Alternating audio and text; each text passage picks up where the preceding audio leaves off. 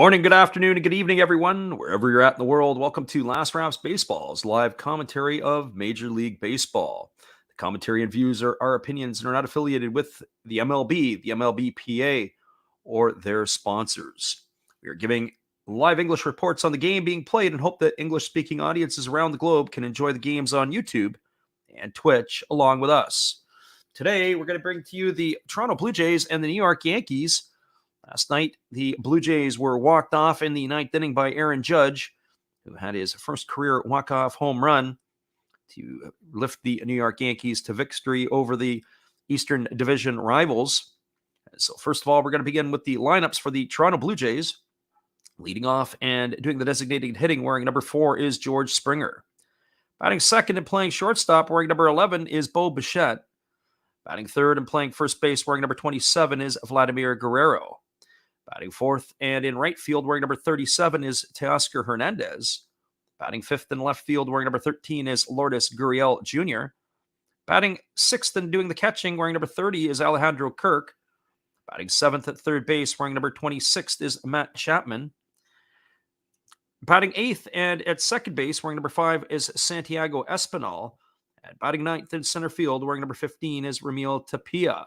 And they are going to be facing a right-handed pitcher, Jameson Taillon, the former first-round pick of the Pittsburgh Pirates, who was second overall to the hill today. He is 2-1 on the season. He's worked 25 and a third innings. He's allowed 27 hits, 8 runs, all of which have been earned.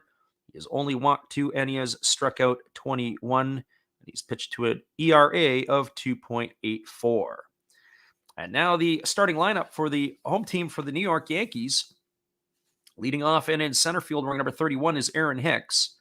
Batting second and doing the designated hitting, wearing number 99, is Aaron Judge. Batting third at first base, wearing number 48, is Anthony Rizzo.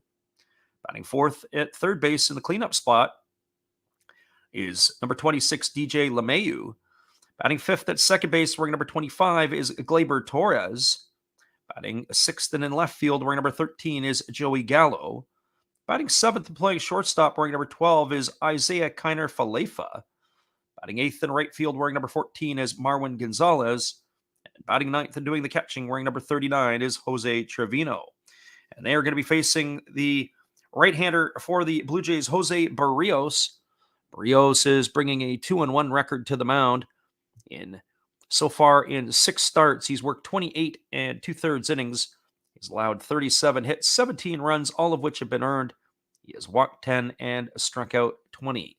So Barrios versus Taillon, that is your matchup here today. We'll be back in just a couple moments with the call. And we've got Otis in the house. Welcoming in here. We'll be back in just a moment with the call of the first inning of the Yankees and the Blue Jays. Hang tight, everybody. We'll be right back.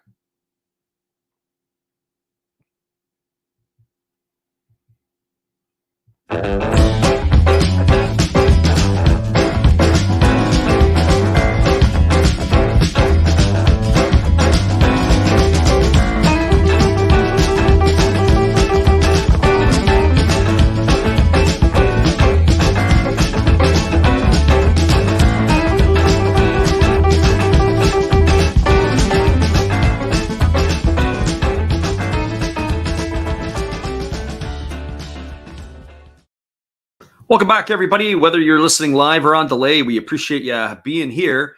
Our friend Otis is in the house listening to us today. Usually the day games in Major League Baseball, we have a sparse attendance. Last night, we were pretty pleased with the turnout that we had in the NPB game, and we will make that call again tonight, as it is going to be the third game of that set between the Tohoku Rakuten Golden Eagles and the Chibalote Marines.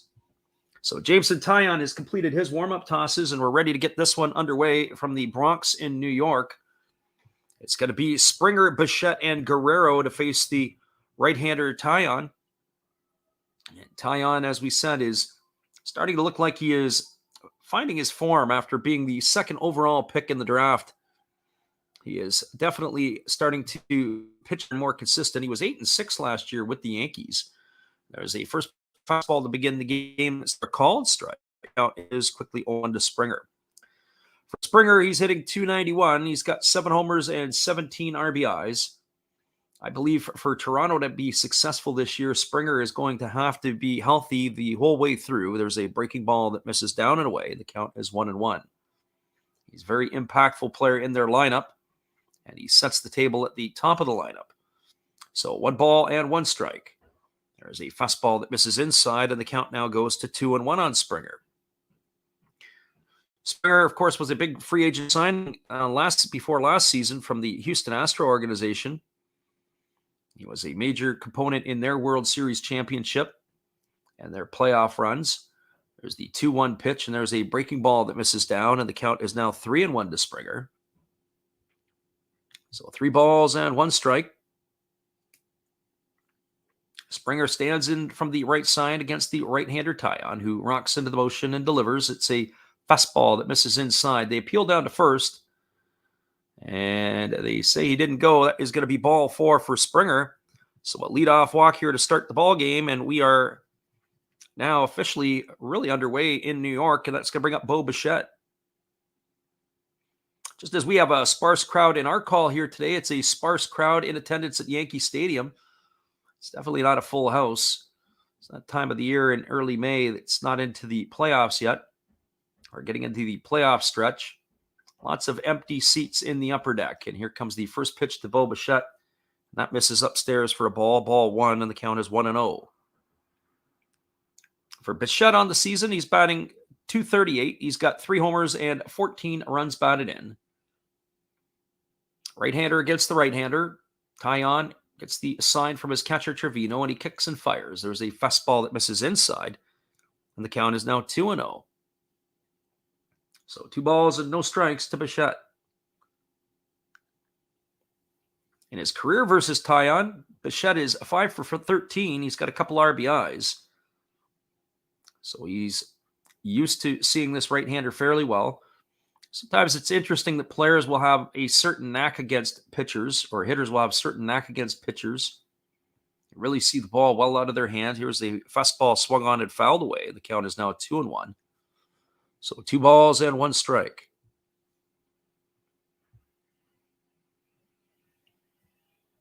Taillon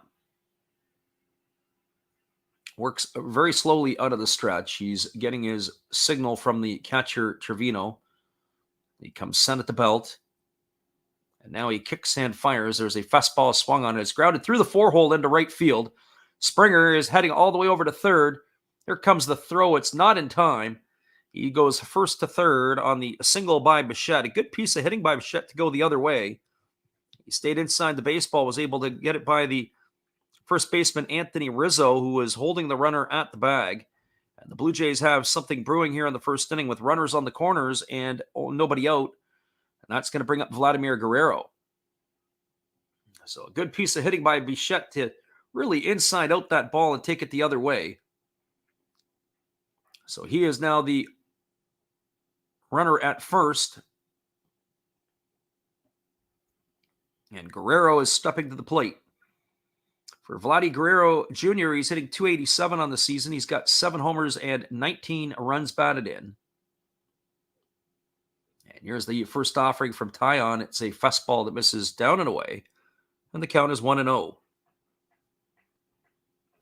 Taillon still trying to find his groove right now. He's right now all over the place.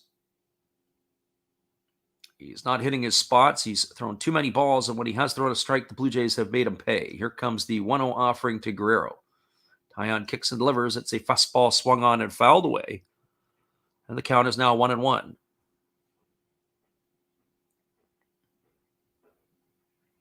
For both of these teams, this is a regular season matchup that we're going to see throughout the year. The Yankees are 21-8 on the season. They currently have a 4-game lead over the Tampa Bay Rays. The Blue Jays are 5 games back. They're playing 3 games above 500, 17-14. I guess right now the eyebrow raiser of this is the Boston Red Sox sitting in last place. There's a fastball that swung on and fouled away, and the count now goes to 1-2 on Guerrero.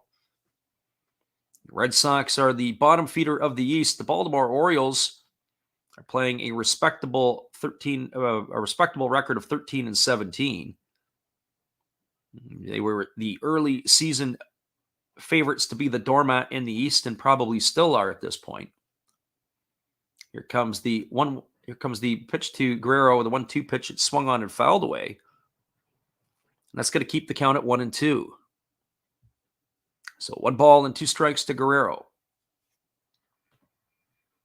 It's a overcast day at Yankee Stadium today. The Yankees faithful are in attendance. A lot of school children today there for the game. Get the day off and fill the seats. And Taillon throws over to first base, and getting back in time is Bichette. 64 degrees in New York with overcast conditions. The wind is blowing in from right field. That probably won't prevent a lot of balls from flying out anyway. It's a very short porch in right field. So here comes the 1-2 offering to Guerrero Jr. Taillon holds at the belt. He kicks and delivers. It's a breaking ball that misses low, and the count goes to 2-2. So 2 balls and 2 strikes to Vladimir Guerrero Jr. As we mentioned, we do the other games across the NPB. That's what we like doing. We're also going to be back on the weekend doing those as well. But we are going to be making the calls, not just of this ball game. We're going to do the Tigers and the Athletics again tomorrow in their getaway game. There was a breaking ball swung on and fouled away. Bo Bichette was on the move on that pitch. More than likely, probably trying to stay out of a double play potential. The infield is back for the Yankees. They'll trade that run for the out right now early in the ball game. So 2 balls and 2 strikes it is to Guerrero Jr. And here comes Taillon with the offering. He comes sent at the belt. He kicks and he fires. There's a breaking ball swung on. This is lifted foul down the right field line. Rizzo is making chase, and it's going to reach the seats. And it's behind the netting, and he is not going to have a play on that one, but it's going to keep Vladimir Guerrero Jr. alive at 2-2. That was the 7th pitch of the at-bat for Guerrero. He is making the right-hander Taillon work, as Taillon is now at 16 pitches with nobody out here in the first inning.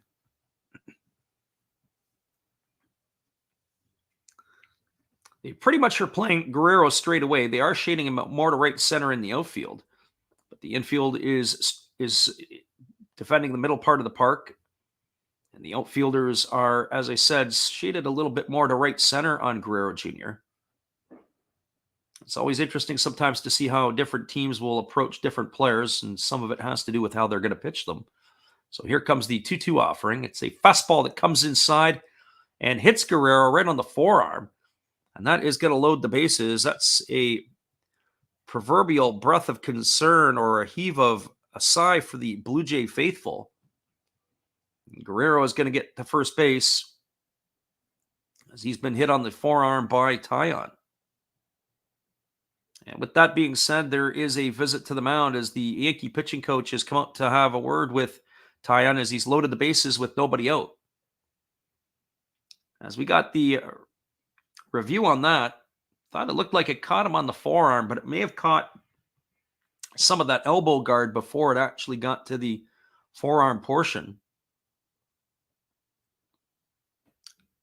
There's a stat that's flipped up, and that is the teams that's been hit most in the American League by pitches has been Baltimore. But the Blue Jays are second. They are behind the Orioles. So now the way that the Yankees are positioning with Teoscar Hernandez to the plate, the corners are in. They're going to play the middle infield back in double play depth. Hernandez is in the lineup. He's only played in 9 games this year. He's got a .233 average with the homer and 5 RBIs. The first pitch is a fastball that misses down and away. The count is 1-0. Based on what we're witnessing here, Jameson Taillon is going to struggle to get out of the first inning. Bases are loaded. There's nobody out. And the Blue Jays boppers are still in the part of their order here. And there's the fastball taken for a called strike. And the count is 1-1. The Blue Jay order does not get any easier with Hernandez, Gurriel Jr., Kirk, and Chapman to follow with the bases loaded. So 1 ball and 1 strike. We expect something action to happen here as Taillon doesn't want to go behind, and it is a fastball that misses down, and the count is 2-1. So 2 balls and 1 strike. The Blue Jays this year, with the bases loaded, have not been in this situation all that often. They are currently 3 for 18 on the season. They have 1 grand slam in this situation. And here's the pitch to Hernandez. It's grounded over to third. LeMahieu picks it up over to second for 1, but they're not going to be able to turn the double play. LeMahieu had a hard time getting the ball out of his glove on the transfer, and the second baseman, Gleyber Torres, was able to field it, but he didn't make a return leg over to first base. So that's going to go down as a fielder's choice. It's going to be an RBI for Hernandez. Springer has scored to open up the scoring 1-0 for the Blue Jays. Bo Bichette has taken third, and Guerrero is erased at second base on that 5-4 fielder's choice for the first out of the inning. And that is going to bring up Lourdes Gurriel Jr. For Gurriel Jr., he's batting .243. He's got a couple of homers and 11 runs batted in. He bats from the right side against the right-handed throwing Taillon. And here's the first pitch. It's a fastball. It catches the outside corner for a called strike, and the count is 0-1. The umpires for this game today behind the plate is Alfonso Marquez. It's Shane Livensbarger at first. Ramon De Jesus is at second, and Lance Barrett is the third base umpire. And here comes the 0-1 offering from Taillon. It's a breaking ball that misses down and away, and the count is 1-1. So 1 ball and 1 strike.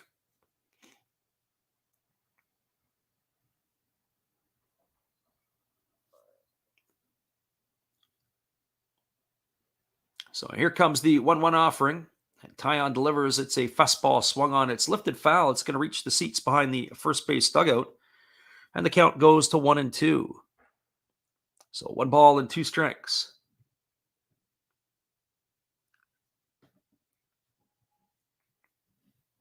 This is a short series here between these two clubs, as the Blue Jays were walked off last night by the Yankees.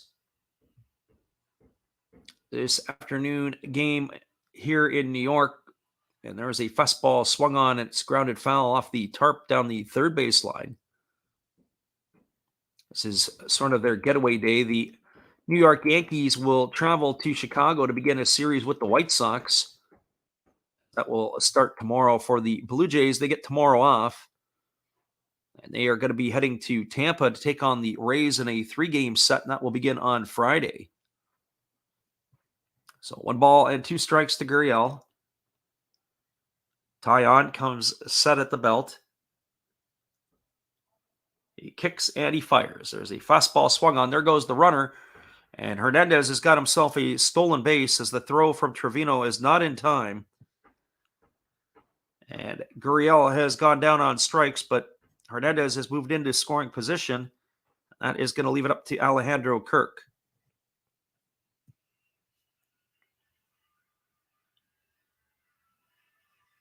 So for Alejandro Kirk,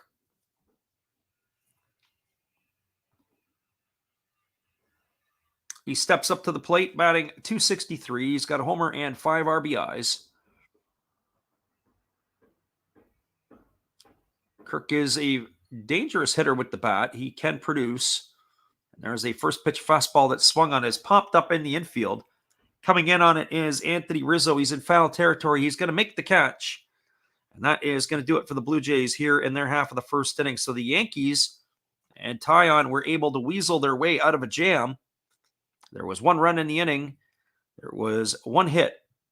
There was no errors and 2 runners left aboard. We are through a half inning in the Bronx. It is the Toronto Blue Jays 1, the New York Yankees nothing. Stick around, everybody. We'll be back in just a couple minutes. The call at the bottom of the first inning. We're glad you could pop in with us today. Here is our friend Dave.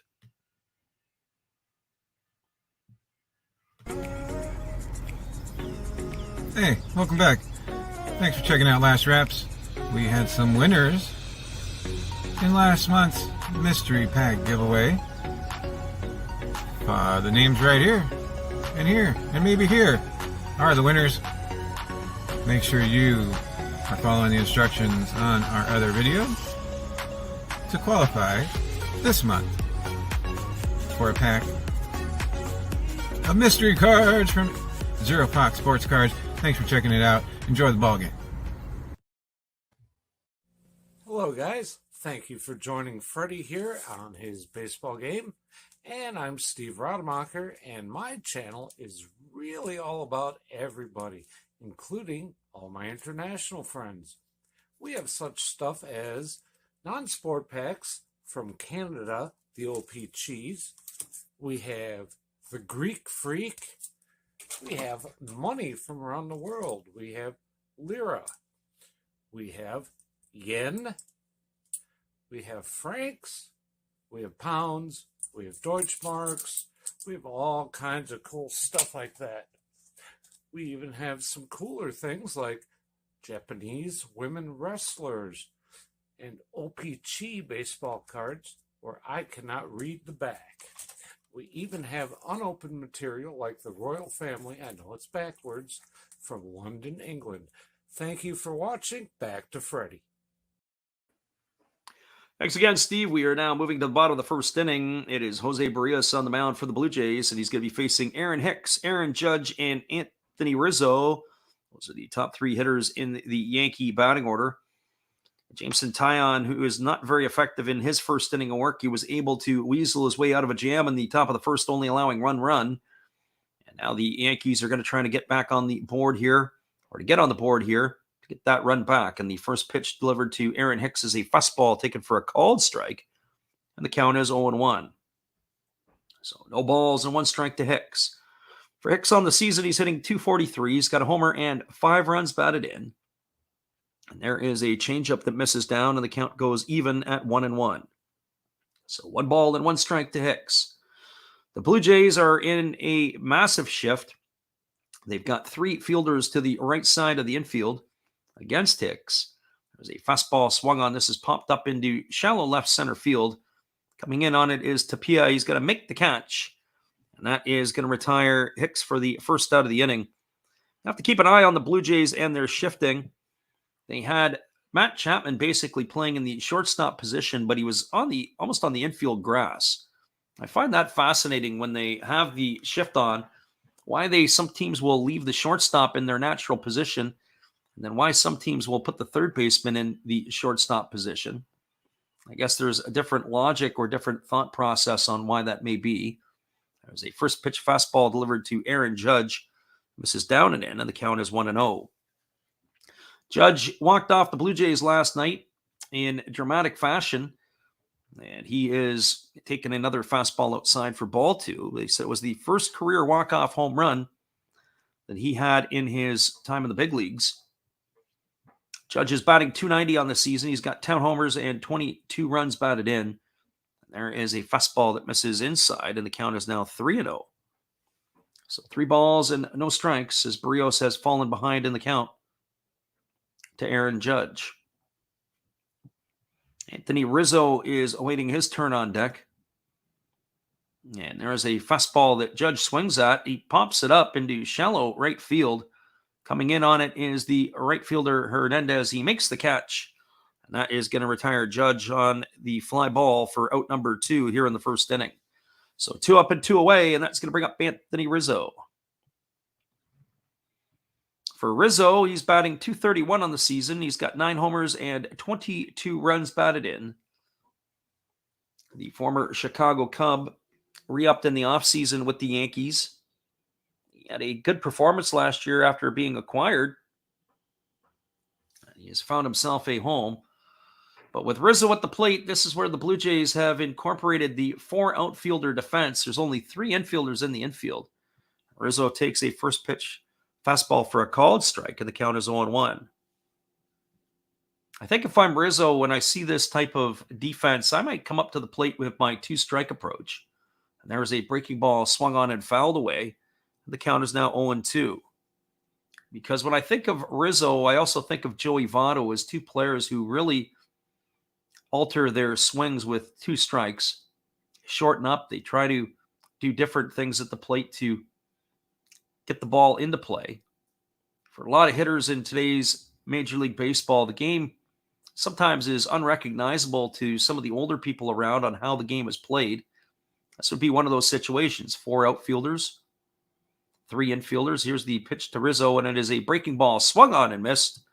And Rizzo is gone on strikes for out number 3 here in the first inning. So the Yankees go quietly in their half of the first.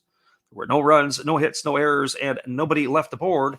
We're through 1 complete. It is the Toronto Blue Jays 1, New York Yankees nothing. We'll be back with the call at the top of the second after this. Glad you guys could pop on by for this one today. Here's our friend Matt. Well, you got to have an ace in the hole, a little secret that nobody knows. Life is a gamble, a game we all play, but you've got to save something for a rainy day. You've got to learn to play your cards right if you expect to win in life.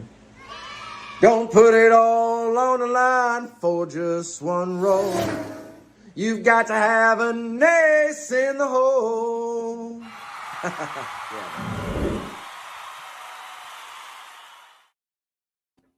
Be sure after the game to check out Matt Hollis. That's another Hollis build. We'll be back in just a moment with the call at the top of the second inning after this.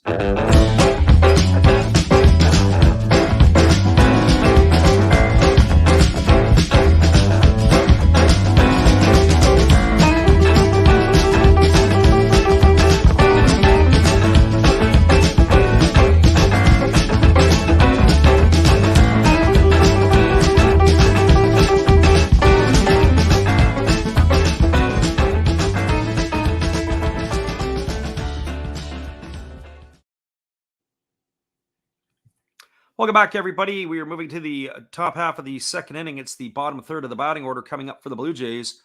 We got Matt Chapman, Santiago Espinal, and Ramil Tapia coming up to face the right-hander Jameson Taillon. It was a struggle in the top half of the first for Taillon, as he was not effective in his inning of work, allowing the run, but you never know. Sometimes the pitchers will settle down. 27 pitches is what we have here. And here comes the first offering. And that is a fastball that is swung on and missed, and the count is 0-1. So no balls and 1 strike to Chapman. So Chapman stands in at the plate waiting on the offering, and it's a fastball that misses outside, and the count is 1-1. For Chapman on the season, he's hitting below the Mendoza line. He's batting $194. He's got 5 homers and 14 runs batted in. Here's the offering. It's a breaking ball that misses outside. And the count now goes to 2-1. So 2 balls and 1 strike. Chapman gets himself dug in. He's ready for the offering from Taillon, who rocks into the motion and delivers. There's a fastball swung on and is lifted into shallow right field. Moving back on it is Rizzo, and he makes the catch. That is going to retire Chapman for the first out of the inning. So 1 up and 1 away. That is going to bring up Santiago Espinal. So Espinal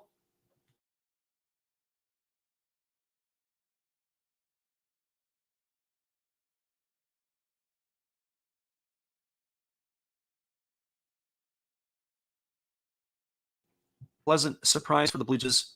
Looks like he is taken over route at second base. And here's the first pitch that is a fastball that misses outside. The count is 1-0. Or to play a player like Cavan Biggio, when there's been opportunities for him, but Espinal has kind of been one of those fly under the radar guys who takes a fastball on the outside corner. The count goes even at 1-1. So 1 ball and 1 strike to Espinal. Espinal enters the ball game tonight sporting a 5-game hitting streak. Taillon rocks into the motion. He kicks and delivers. There's a fastball taken for a called strike, and the count is now 1-2.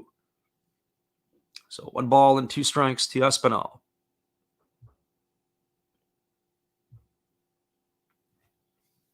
Taillon rocking into the motion. He kicks and delivers. There's a breaking ball that swung on and missed. And Espinal is retired on strikes for the second out of the inning. That is going to bring up the center fielder, Ramil Tapia. For Tapia, For Tapia, he's batting .213. He's got a homer and 7 RBIs. He's batting in the 9 spot today, and he's getting the nod in center field. And here comes the windup and the pitch, and it is a breaking ball that misses down and in. The count is 1-0 to Tapia. He was a former Colorado Rocky, and he was originally a signed player by the Rockies. He spent his entire career in their organization. There's a fastball swung on and missed, and the count now goes even to 1-1. He broke into the big leagues in 2016, but he never really became a regular until 2019. In his 6 years with Colorado, he did not flash a lot of power at the plate. There's a fastball that swung on and fouled away. The count is 1-2. He had 19 home runs in his time with the Rockies in his career. He stole 45 bases, but he played a pretty steady left field, and he was able to possess a career .280 batting average, which kept him in the lineup. There's a breaking ball swung on and fouled away. Count remains at 1-2. Coming to Toronto, it's a hitter-friendly park, and one would think that his numbers would play out similar, even though it's not the rare air. He was not really a home run hitter in Colorado anyway. So here's the 1-0 pitch. There's a breaking ball swung on. It's grounded softly back to the pitcher. Tyon fields it. He underhands it over to first. And that is going to retire Tapia on a ground out 1-3 for out number 3. For the Blue Jays in their half of the second inning, there was no runs, no hits, no errors, and nobody left the board. We are now through 1.5. It is the Blue Jays 1, the Yankees nothing. Stick around, everybody. We'll be back with this in just a couple moments. Hello, kids. Steve coming at you. It's Steve Rademacher. And if you like interesting stuff, if you like to laugh a little bit, and if you enjoy collecting, this channel's for you. If you like non-sport cards, we have them. You like pseudo-sport cards, we open them. Even if you like entire boxes of completely pointless stuff or other sports, we have everything here. I drop a different video every day, and there's always a theme to it, from No Filter Friday to Saturday morning cartoons, even Sunday shoutouts. Once in a while, we'll get a little froggy and show Money Money Monday, where I showcase a bunch of my currency. We have Legos, we have Star Wars, we have a good time. We even have my brother on Takeover Tuesday. Be there or be square. Back to Freddy. Thanks again, Steve. We appreciate you and your support of the channel, and in turn, we support Steve Rademacher. We'll be back in just a couple moments. What they call the bottom of the second inning. The Yankees are coming to bat. Hold tight, everybody.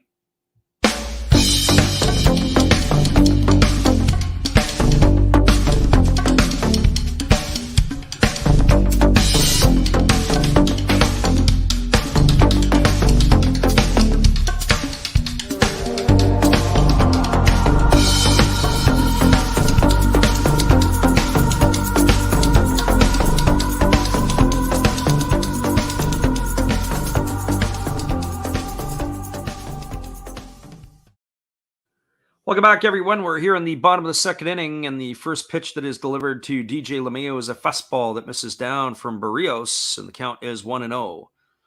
It is LeMahieu, Torres, and Gallo, the heart of the Yankee batting order, to face Barrios here in the bottom of the second inning. There's a fastball that misses inside, and the count is now 2-0. For DJ LeMahieu on the season, he's hitting .281. He's got a couple of homers and 9 runs batted in. He is batting from the right side against the right-hander Barrios, and there's a fastball that misses inside. The count goes to 3-0. There's a lot of arm side run from Barrios. That ball is really moving in on the right-handed batter. He has not been able to command that pitch quite yet. Here comes the 3-0. There's a fastball taken for a called strike. And the count is now 3-1. So 3 balls and 1 strike.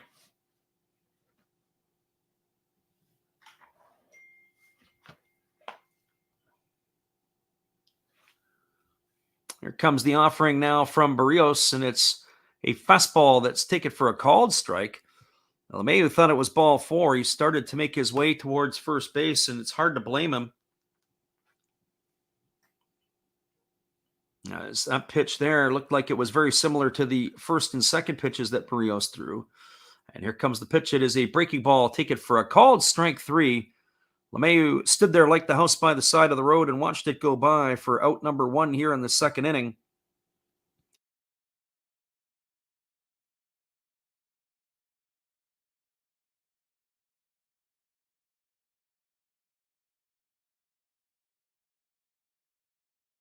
He's going to go back and line at 84 miles an hour right across the plate.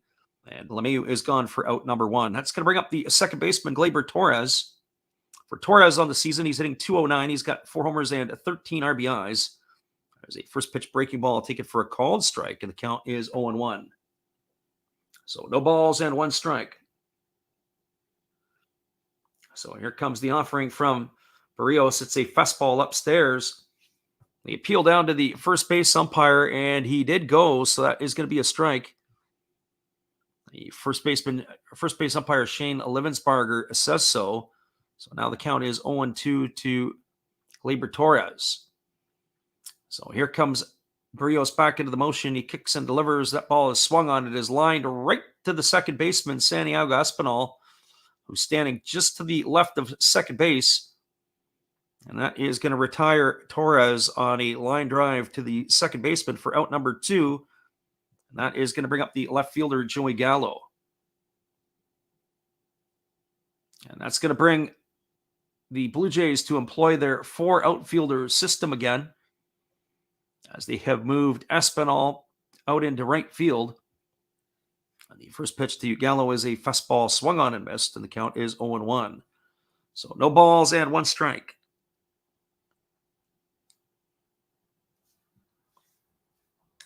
So here comes the offering now to Barrios. It's a fastball that misses outside, and the count is 1-1. So 1 ball and 1 strike.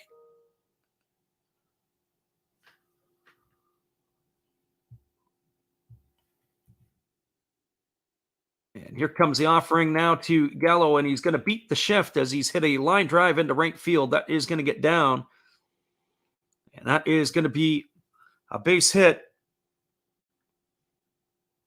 for Joey Gallo, a single to right. And that is going to bring up the shortstop, Isaiah Kiner-Falefa.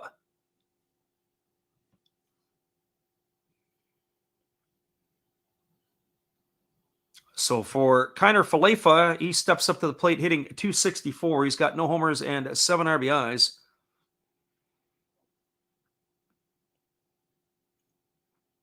Runner at first is Gallo. He establishes his lead, and here's the first pitch to Falefa. It's a fastball taken for a called strike. And the count is 0-1. Falefa was acquired in a trade with the Minnesota Twins. He never actually spent any time with the Twins in their organization. It was more of a quick flip, as the Twins had made a trade with the Texas Rangers and then quickly flipped Kiner-Falefa over to the Yankees. There was a fastball that is swung on and fouled away. And the count now is 0-2. Kiner-Falefa originally was more of a catcher when he came up, and then they moved him to third base, where he won a Gold Glove back in 2020 with the Rangers. And then they moved him over to shortstop, and that's where he is right now with the New York Yankees. He's a versatile player. He can play pretty much second, third, and short as need be.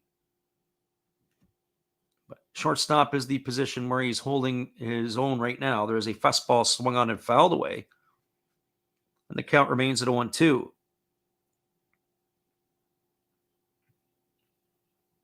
Glove is what he is known for, and he does provide a little bit of offense. He's a career .265 hitter. In his last couple of years with the Rangers, he was .271 and .280, respectively. There's a breaking ball swung on, missed. Off to second goes the base runner, Gallo, but it is all for naught as Kiner-Falefa goes down on strikes for the third out of the inning. So for the Yankees, in their half of the second, they had no runs. There was 1 hit. There were no errors and 1 runner left aboard. We're now through 2 complete. It's the Blue Jays 1, the Yankees nothing. Stick around, everybody. We'll be back in just a couple moments with the call at the top of the third inning. We're glad you guys could make it in here today. Whether you're listening live or on delay, we're always happy to have you here. Hold tight, everybody. We'll be right back after this.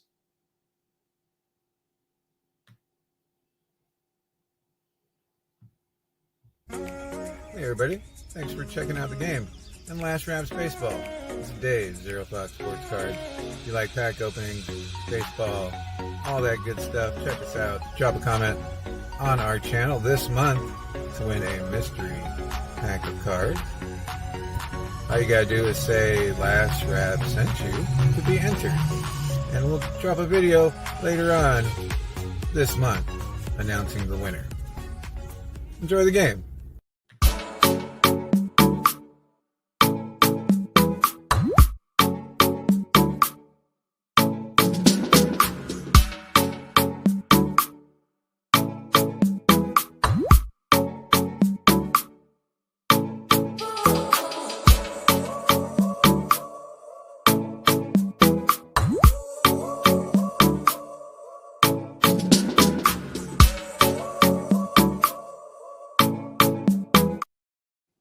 Welcome back, everybody. It is going to be the top of the order coming up for the Blue Jays. It'll be George Springer, Bo Bichette, and Vladimir Guerrero Jr. to face the right-hander Jameson Taillon. Taillon is beginning his third inning of work. It looked like he was going to have a rough start and barely could get out of the first inning as the first four hitters all reached base. But he was able to wiggle himself out of that jam, and we are now back to the live action as George Springer takes a fastball down the middle for a called strike. But that first inning was a rocky inning for the right-hander. And then Matt Chapman, Santiago Espinal, and Tapia in the second inning went quietly against him. So now he's starting to find a groove. There is a fastball swung on. It's grounded to the shortstop, Kiner Falefa. He fields it. He throws to first. And that is going to retire Springer on a ground out 6-3. For out number one, and that will bring up the shortstop, Bo Bichette. So for Bichette, he is 1 for 1 today. He singled his first time up. He steps in against Taillon. He's raised his season average up to 244. Right-hander against the right-hander. And here comes the first offering from Taillon. It's a fastball that catches the outside corner for a called strike, and the count is 0-1. So no balls and one strike. So here comes the offering from Taillon. It's grounded over to third. It's fielded by LeMahieu. He throws across the diamond, and that is going to retire Bichette on a ground out 5-3 for out number 2, and that will leave it up to Vladimir Guerrero Jr. So Vladimir Guerrero Jr. steps to the plate. He is officially 0 for 0 today. He was hit by a pitch his first time up.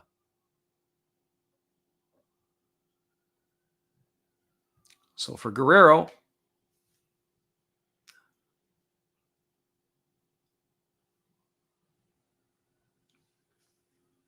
here comes the first offering from Taillon. It's a fastball that misses down, and the count is 1-0.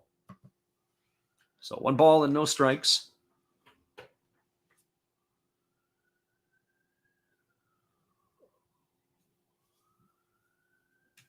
Taillon working on the mound here, ready to offer. He rocks into the motion. He kicks and delivers. There's a fastball taken for a called strike, and the count is 1-1. So 1 ball and 1 strike.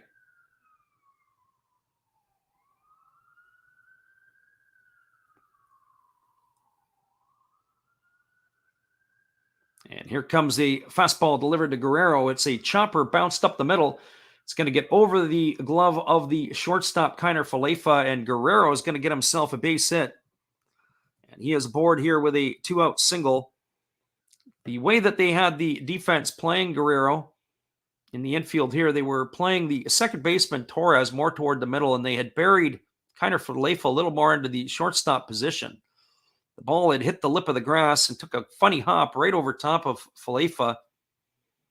And that ball is into center field, and that is a base hit for Guerrero.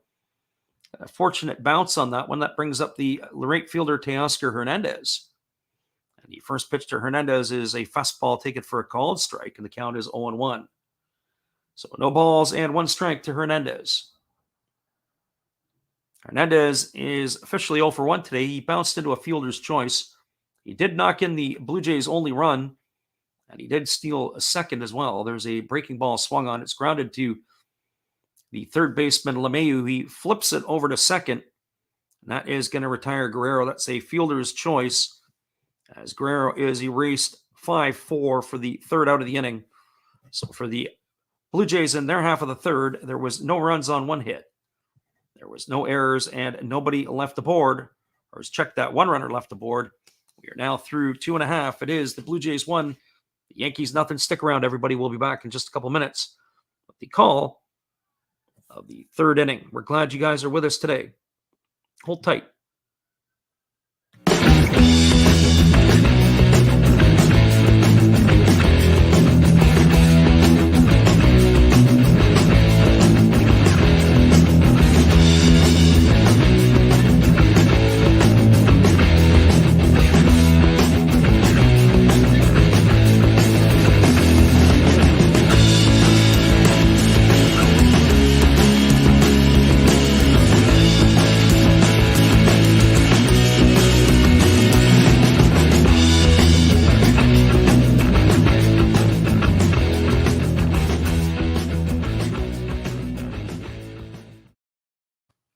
Welcome back, everybody. It's going to be the 8, 9, and 1 hitters for the Yankees coming up in just a moment. That means it's going to be Gonzalez, Trevino, and Hinks.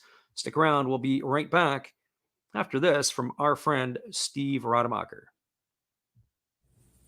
Hello, friends. Steve coming back at you, a clean-shaven Steve. Thank you for watching Last Reps Baseball. And please continue to support my channel among others, like Another Hollis Build. Awesome commercial. And now I'll show you a few more things that we do have. We have toys, like this bobblehead Star Wars on wheels. We have Noids. We can't keep avoiding them forever. We do have Legos. Love my Legos. We have Origami Folder. Check him out. He's new into this, getting started, has good following already. We have Red Beard Breaks. And we also have these things that, in a pinch, will tell you what your temperature is. So, if you like all of this, and if you like Last Reps Baseball, join all of us. We'd love to have you. And I know you would enjoy us. Thank you, peace, good night, and cheers. Welcome back, everybody. It is Marwin Gonzalez at the plate to face Jose Barrios, and he took the first 2 pitches for fastballs for balls, and the count is now 2-0 to Gonzalez. Barrios rocks into the motion. He delivers. There's a fastball swung on. It's grounded foul over to the first base coach's box, and the count is now 2-1. So 2 balls and 1 strike to Gonzalez. Gonzalez is hitting .235 on the season. He's got no homers and 3 RBIs. He's appeared in 9 games so far for the Yankees. Gonzalez is a bit traveled now more recently. He began his career at the major league level in the Houston Astros organization. He then went to Minnesota for a couple of seasons. He spent a year in Boston. He went back to Houston last year. And now he's found a home in New York. There's a fastball swung on and fouled away, and the count is now 2-2. For Gonzalez, he's a native of Puerto Ordaz, Venezuela. He's a 33-year-old. He's been around for quite a few years at Major League Baseball. He's in his 11th season. Here comes the 2-2 offering from Barrios. He rocks into the motion. He kicks and delivers. It's a breaking ball down. They peel down to the third base umpire, but they say he didn't go, and that's going to be 3-2 now to Gonzalez. Barrios ready to go back to work. Gets the sign from Kirk, who is waiting on the offering. There's a fastball swung on and missed. And Gonzalez is retired on strikes for out number 1 here in the third inning, and that's going to bring up Jose Trevino. Just to finish off a little bit on Gonzalez, the best years of his career were probably between 2016 and 2019, where he was pretty much an everyday player for Houston, but almost like a super utility. He played a lot of positions. Never really had one as his home, but he did play every day. The 2017 season, he hit 23 homers and drove in 90 that year, and that was really what kind of cemented him and gave him those extra years in the big leagues. So the first pitch to Trevino was a fastball taken for a called strike, and the count is quickly 0-1. This is in a groove and in a rhythm. He's working quick. There is a fastball taken for a called strike, and the count is now 0-2. For Jose Trevino, he was another player acquired by the Yankees in the offseason. He was with the Texas Rangers organization. He takes a fastball at 95 miles an hour off the outside corner, and the count is 1-2.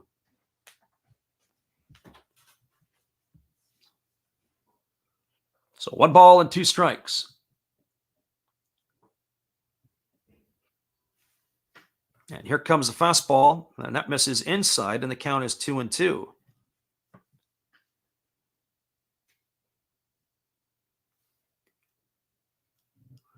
So 2 balls and 2 strikes. Barrios goes into the motion, and he delivers a fastball. This is swung on and is lifted into shallow right field.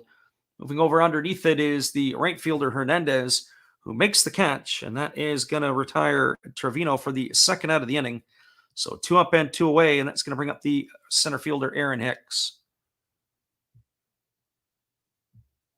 We got Big D in the house. We care about you too, Big D. Thanks for popping in.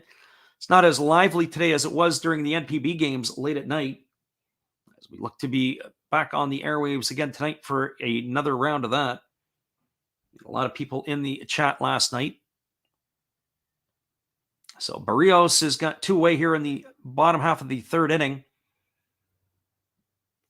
And he's ready to go to work here against Aaron Hicks, and he kicks and delivers. It's a changeup that misses down, and the count is 1-0. So 1 ball and no strikes to Hicks.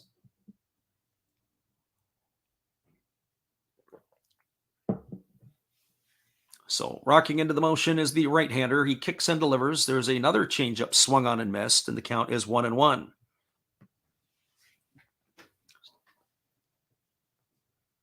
So 1 ball and 1 strike.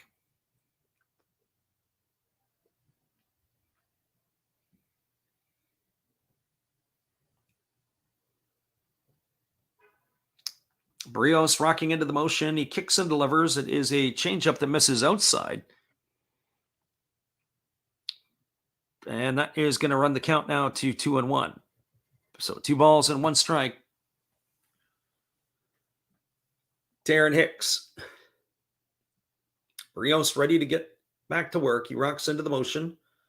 He kicks and he fires. There's a breaking ball that misses down.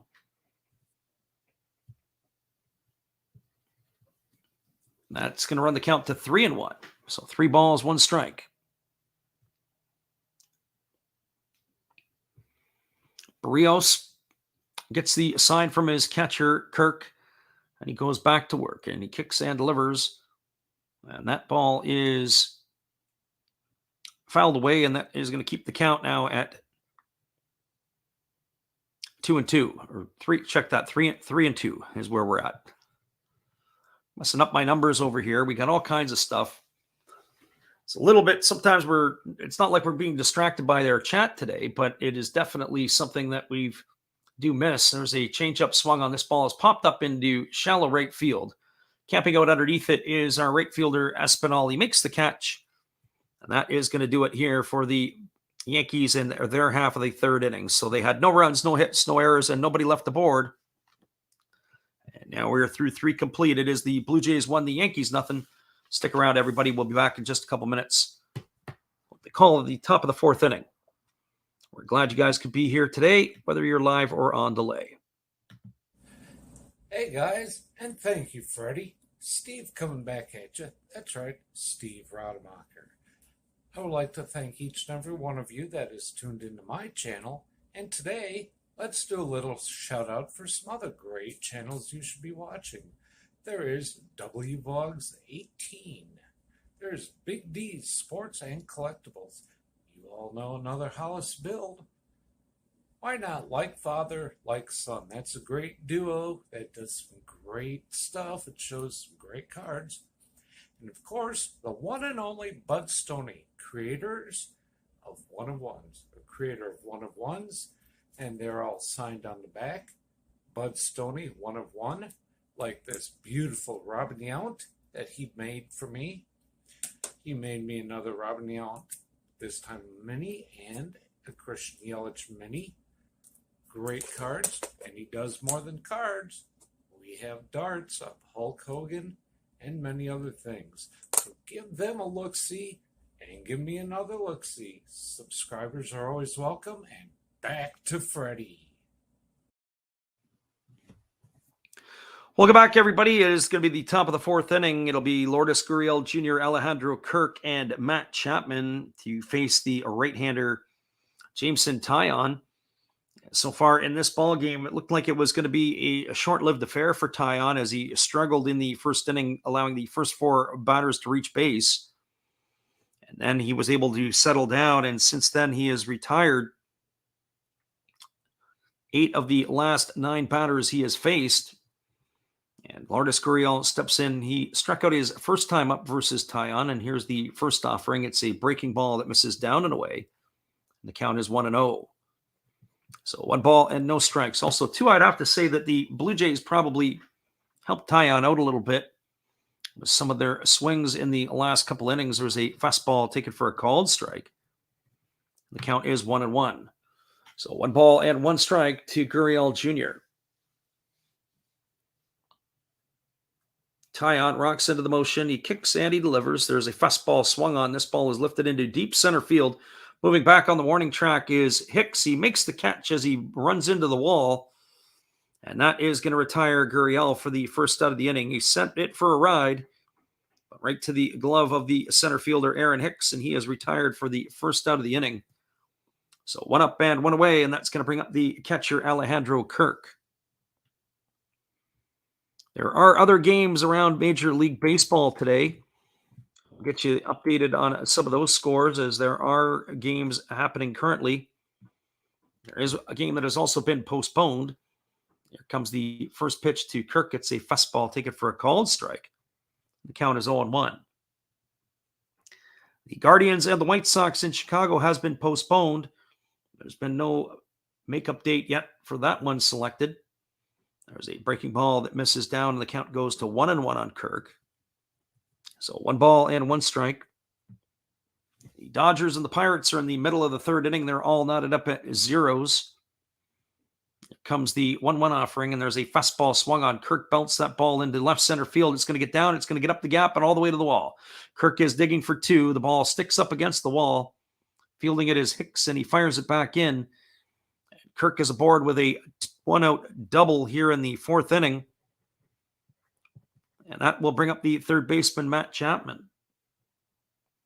That's the second double of the season for Kirk. He was right on time with that pitch. And that ball was smoked into left center field.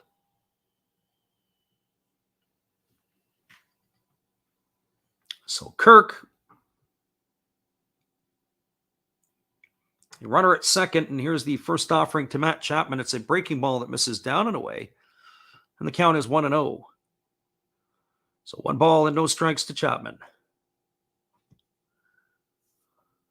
Taillon working from the stretch position. He holds at the chest. He kicks and he fires. There's a breaking ball swung on. It's grounded back to the pitcher. He checks the runner. He flips it to first, and that is going to retire Chapman. Goes as a ground out 1-3 for out number 2. That is going to leave it all up to Santiago Espinal.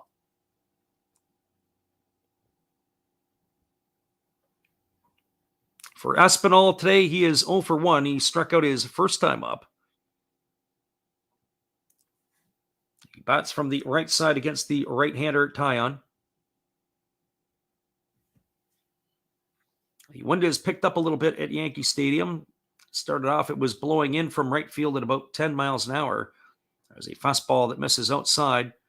They appeal down to first base, but the umpire says he didn't go, so it's ball 1 to Espinal.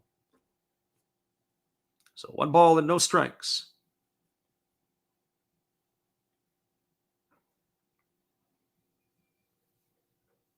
So here comes the 1-0 offering.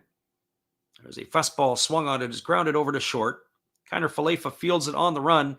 He throws to first, and that is going to retire Espinal on a ground out, 6-3 for out number 3 here in the 4th inning. So for the Blue Jays in their half of the 4th, they go quietly. There was no runs on 1 hit. There was no errors and 1 runner left aboard. We are now through 3.5. It's the Blue Jays 1, the Yankees nothing. Stick around, everybody. We'll be back in just a couple moments. The call of the 4th inning. We're glad you guys could dial in here with us today. Here is our friend Matt. Good evening, ladies and gentlemen. Namaste. Hey, I hope you guys have been enjoying the game. My name is Hollis. I've got a YouTube channel called Another Hollis Build. I love baseball cards. I open up brand new product for you guys. I open up old stuff. I do breaks. I do auctions. All kinds of stuff concerning baseball. I'm Friars faithful, Padres to the end. I also love Garbage Pail Kids and my animals. I have a ton of animals. It's like a mini petting zoo here around my house. I also love my city. San Diego, baby. I'll take you all around the city and show you what's up. If you guys dig stuff like that, cruise on over and check it out. It's Another Hollis Build. If you dig it, subscribe. I'd really appreciate to have more follow me along on the journey. Hey, either way, you guys have a wonderful day or a beautiful, beautiful evening. No matter which one it is, make sure that you make it great, my friends. Big up Last Raps Baseball. Yeah, Freddie, let's go. One love and peace. Yeah, man.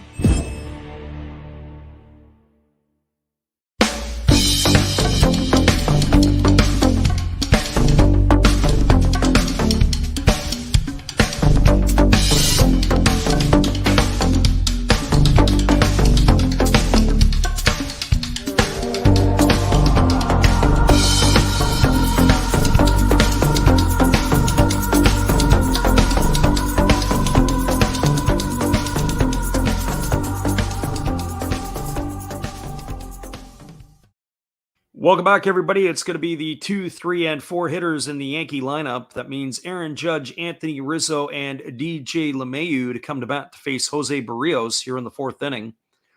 Barrios has been pretty solid so far for the Blue Jays. He's only allowed 1 hit in his 3 innings of work. There's a first pitch changeup that misses inside, and the count is 1-0 to Aaron Judge. For Judge today, he is 0 for 1. He flew out to right field his first time up. Here comes the offering from Barrios. It's a breaking ball that drops in for a called strike, and the count is 1-1. So 1 ball and 1 strike to Judge. Barrios kicks and delivers. There's a fastball swung on. It's grounded to short. Bichette fields it. He throws across the diamond, and that is going to retire Judge on a ground out, 6-3 for out number 1 here in the 4th inning. So 1 up and 1 away, and that's going to bring up the first baseman, Anthony Rizzo. For Rizzo, he struck out his first time up. He's 0 for 1 on the afternoon. He was fanned on 3 pitches. The last time Rizzo came to bat, the Blue Jays employed the 4 outfielder system.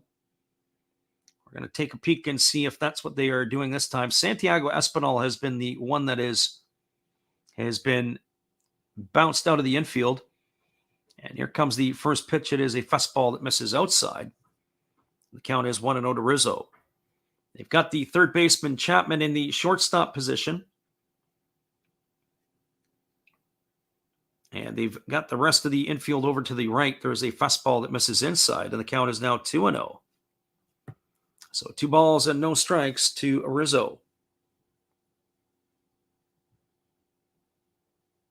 It's a little bit painful sometimes to watch all of these shifts that go on. There's a fastball taken for a called strike. The count is now 2-1 to Rizzo.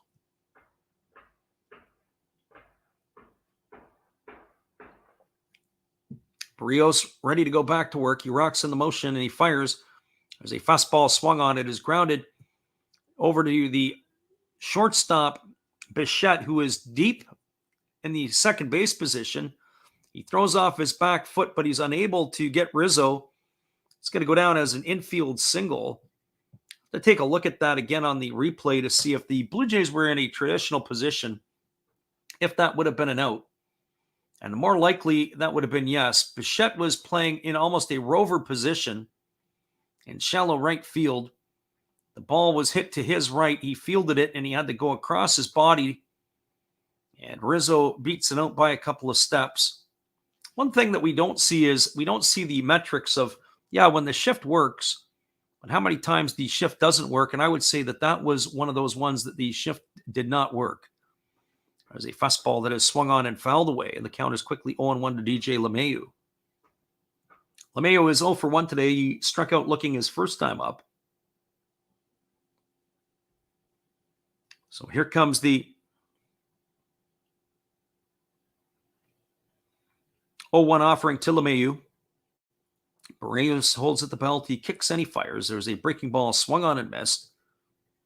The count is now 0-2 to LeMahieu. So no balls and 2 strikes.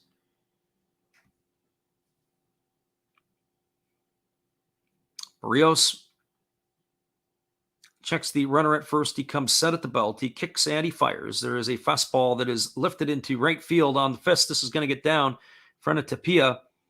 Digging for third is Rizzo, and he's going to go in standing up. The Yankees now have something brewing here in their half of the 4th inning with runners on the corners. And only one away, and that's going to bring up Gleyber Torres.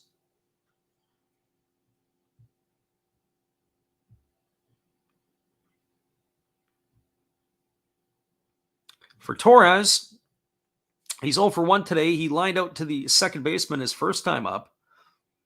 Torres hit the line drive right to the glove of the second baseman, Espinal, who was playing to the left of second base.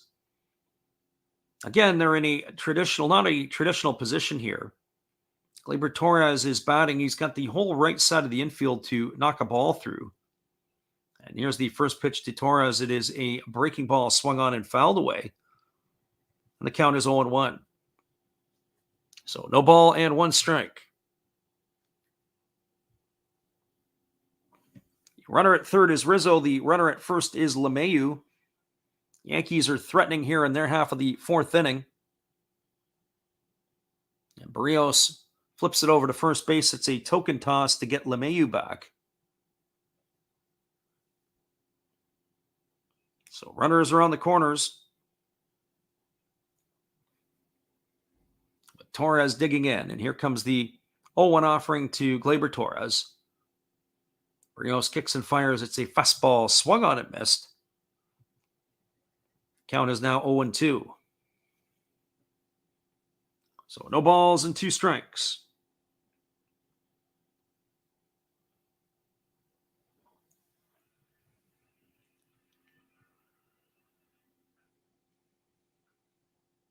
Barrios looks at the runner at first, and he comes set at the belt. He kicks and delivers. There's a fastball swung on. This ball is lifted into deep right field. Moving back on the warning track is Hernandez. He leaps, and it is gone. A home run for Gleyber Torres. And the Yankees are on the board with a 3-run shot here in the 4th inning. As Torres has a wall scraper as that ball just got into the front row. And it is an opposite field blast for Torres as he rounds the bases. The Yankee faithful are on their feet, giving him a round of applause as the Yankees have now taken a 3-1 lead over the Blue Jays here in the 4th inning. So 3-1 is now the scoreline.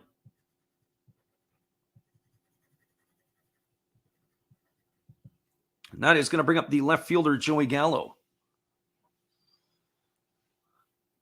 So Torres did a decent job of staying inside the ball. He was able to get some loft on it, and that ball just barely got into the stands. First pitch delivered to Gallo was a fastball taken for a called strike, and the count is 0-1. But Barrios got himself into trouble with back-to-back base hits by Rizzo and LeMahieu.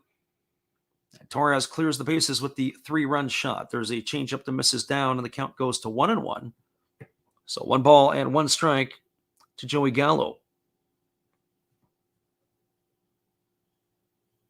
Gallo is 1 for 1 today. He singled his first time up. There's a first fastball that misses outside, and the count now goes to 2-1 on Gallo. So 2 balls and 1 strike. Yankee faithful will definitely be pleased about this one. There's a breaking ball swung on. This ball is belted to right field. Coming in on it is Espinal, the fourth outfielder. He makes the catch. And that is going to retire Gallo. So that's going to go into the books as a fly out to 4 for out number 2. And that is going to leave it all up to Isaiah Kiner-Falefa. As we go back and watch the replay, a young fella in right field made the grab on that. It was a nice catch by that young fella in the front row. So here's the first offering to Kiner-Falefa. It's a breaking ball swung on. It's popped up over on the first base side. Moving over is Guerrero. He had room, but he was unable to secure the ball. It was getting close to the net. And that is going to run the count now to 0-1 to Kiner-Falefa.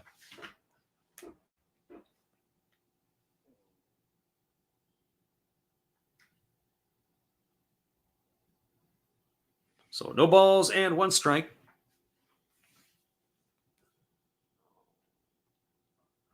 And here's the offering. It's a breaking ball that misses down, and the count goes to 1-1.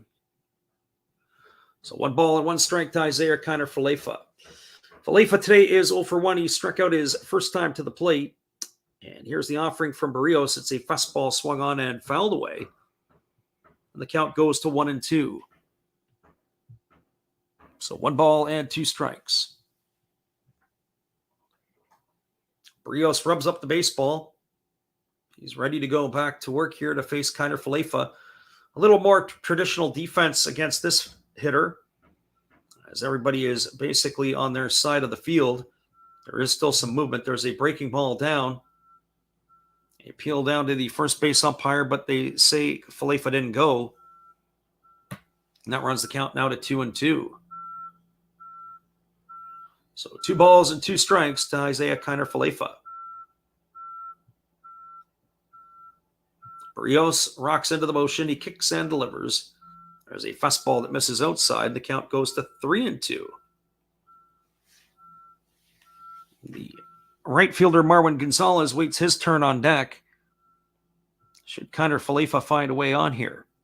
So here comes the offering from Barrios. He kicks and fires. It's a fastball swung on. This ball is looped into shallow center field. Racing back on is the second baseman Espinal. He leaps and makes the catch.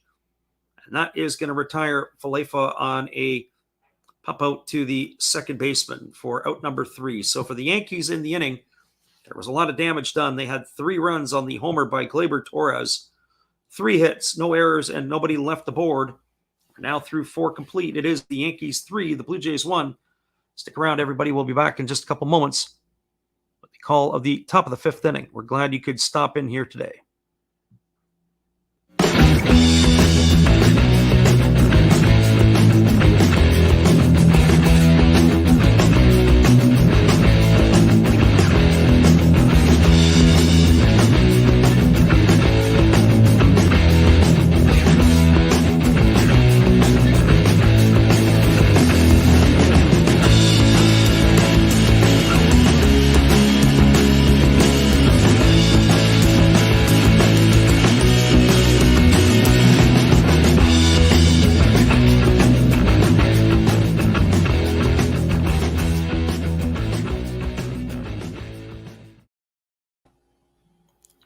Welcome back, everybody. It is a 3-1 ball game for the Yankees. We're moving to the top of the 5th inning. Hang tight. We'll be back in a moment after this. Hello, guys. Thank you for joining Freddie here on his baseball game. And I'm Steve Rademacher, and my channel is really all about everybody, including all my international friends. We have such stuff as non-sport packs from Canada, the OP Cheese. We have the Greek Freak. We have money from around the world. We have lira. We have yen. We have francs. We have pounds. We have Deutschmarks. We have all kinds of cool stuff like that. We even have some cooler things like Japanese women wrestlers and OP-Chi baseball cards where I cannot read the back. We even have unopened material like the royal family, I know it's backwards, from London, England. Thank you for watching. Back to Freddie. Appreciate you, Steve. They're back here in the top of the fifth inning, and the first pitch that was delivered to Ramil Tapia was taken for a call strike. He had squared the bunt. So here comes the second pitch. It is a changeup that misses off the outside corner, and count runs to 1-1. Tapia today is 0 for 1. He grounded back to the pitcher his first time up. They are concerned as they've got DJ LeMahieu right on the grass as he is looking to take that bunt away. There's a fastball that swung on and fouled away, and the count is 1-2. So 1 ball and 2 strikes.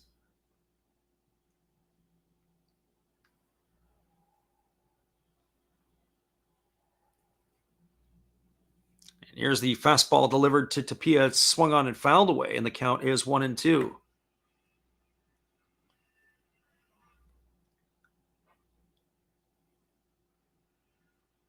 So 1 ball and 2 strikes to Tapia. Tyon holds at the chest. He's ready to go back to work. He kicks and he fires, and it is a fastball swung on and missed. And Tapia is retired on strikes for the first out of the inning here in the fifth, and that's going to bring up the top of the order, George Springer.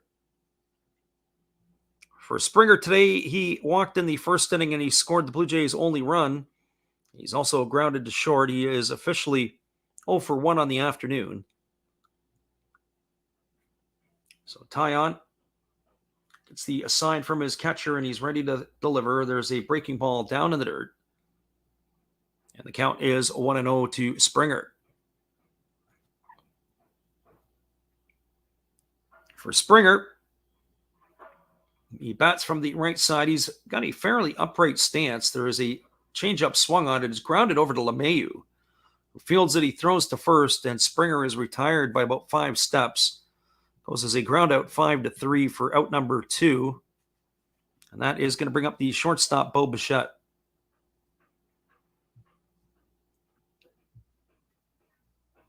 For Bo Bichette on the afternoon, he is 1 for 2. He singled his first time up, and he grounded to third his other time.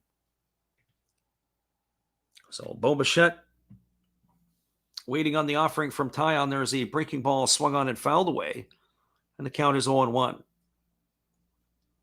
Bichette has been able to pull his season average up to 242 with that hit back in the first inning. He had a very tough defensive play to make in the last inning. Here comes the 0-1 offering. There's a fastball that says down and away, and the count is 1-1. So 1 ball and 1 strike. Comes the offering from Tyon. There's a fastball swung on. This ball is driven into right center field. This ball is going to get down up against the wall. Digging for 2 is Bichette. He's going to get in there standing up, and he's got himself a 2-out double, as that ball was able to split the outfielders to right field. I have to say, watching this game at Yankee Stadium, it's really small dimensions. It is definitely a bandbox. You can see that there's basically, this was, in my opinion, it shows it's 385 into the power alley in right center field, but this ball was more towards right center than it was, or more towards right field than it was right center. So I would say that if I had to guess at that, that's probably about a 360-foot blast to the wall. And, you know, I look at the dimensions, I look at the park. It's a short porch in right field. A lot of balls leave the yard, and it's almost inflated stats.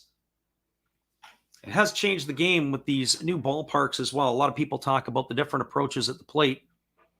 The ballparks that they're playing in also lend itself to some different things. And so there is a first pitch. Gets away from Guerrero, but Bichette does not advance. That pitch was gone. Guerrero was signaling for Bichette to go. So we're watching it here. The read, Bichette actually took his secondary lead, and then he just starts walking back to second base. He didn't even take a look to see where the ball went, and then he realizes it's gone, and he's made a base running gaffe. Bichette needed to be at third base. So now it's 1 ball and no strikes to Guerrero.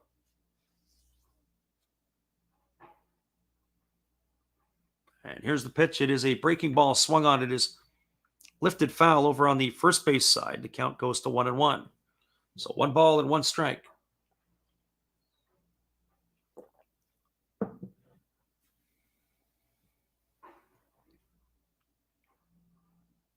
So Guerrero digs in. He's waiting on the offering from Taillon. He comes sent at the chest. He checks the runner at second. Checks him again. Now he kicks and delivers. There's a breaking ball swung on. This is going to be lifted foul. And it is going to just drift into the seats beyond Anthony Rizzo. And that's going to run the count to 1-2 on Guerrero. Guerrero Jr. has been on base twice today. He was hit by a pitch in the first and he singled in the third. He's officially 1 for 1.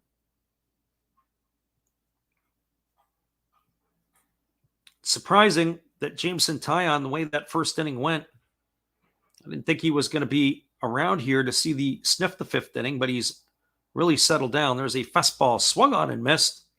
And Guerrero is gone on strikes and he's frustrated. He slams the bat and he breaks the bat over his knee. And that is going to do it for Guerrero here. That is a strikeout for Guerrero. You can see he was frustrated. He slams the bat down and then he breaks it over top of his knee. And that is going to do it for that piece of wood. So for the Blue Jays and their half of the fifth inning, no runs, 1 hit, no errors, and 1 runner left aboard. We're now moving through the fifth inning as we go to the bottom half. It is the Yankees 3, the Blue Jays 1. Make sure you get to that highlight. It was pretty cool that Guerrero did the Bo Jackson impersonation, snapped that over his leg. Hold tight. We'll be right back in just a moment. Well, you've got to have an ace in the hole. A little secret that nobody knows. Life is a gamble, a game we all play. But you've got to save something for a rainy day. You've got to learn to play your cards right if you expect to win in life. Don't put it all on the line for just one roll. You've got to have an ace in the hole.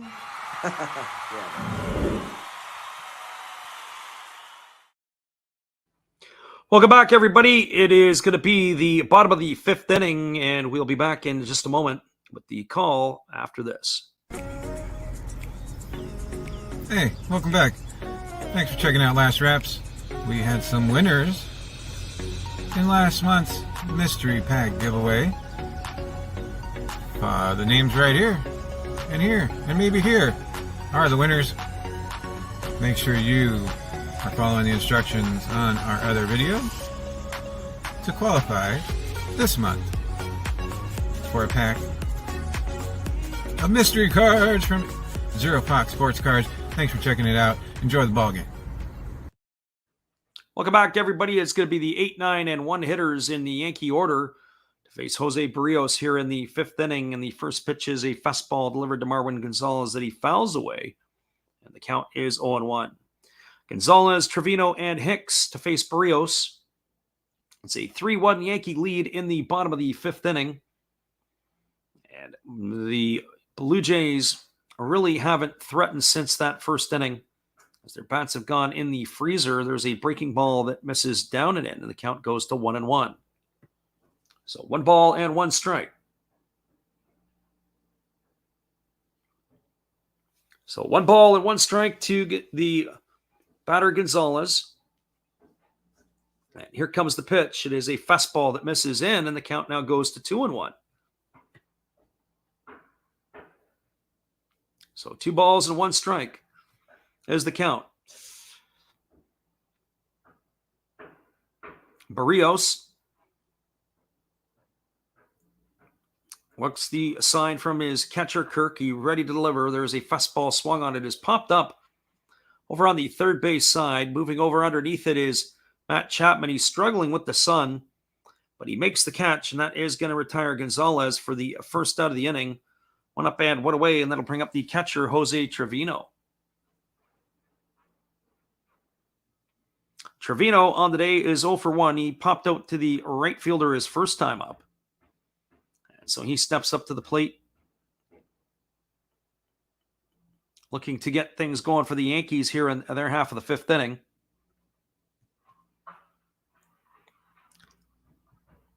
And here's the first offering from Barrios. It's a breaking ball taken for a called strike, and the count is 0-1. Trevino, as we mentioned earlier, he was acquired from the Texas Rangers. There was a fastball swung on. It is lined right to Santiago Espinal, who is standing in almost the normal position for a second baseman. And he is retired for out number 2 is Trevino, and that's going to bring up the top of the order, Aaron Hicks. Just starting to talk about Trevino a little bit. He was acquired by the Yankees in the offseason for Robbie Alstrom and Albert Abreu, going the other way to the Rangers. So now with 2 away, that brings up the top of the order, Aaron Hicks. And the first pitch to Hicks is a fastball taken for a called strike, and the count is 0-1. Aaron Hicks is another player that was a first-round draft choice of the Minnesota Twins. Way back in the 2008 MLB draft, there is a fastball that misses down. Count is 1-0. Hicks never really got it going with the Twins.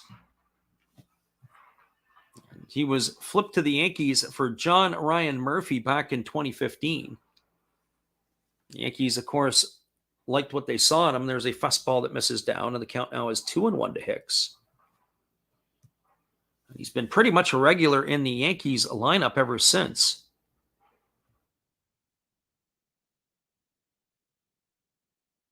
Here comes the 2-1 offering as Barrios kicks and delivers. There's a fastball that misses down and away. Count is now 3-1.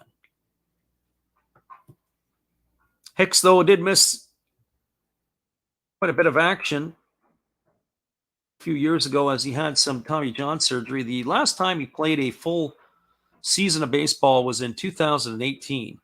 There's a fastball swung on. This has popped up into shallow center field.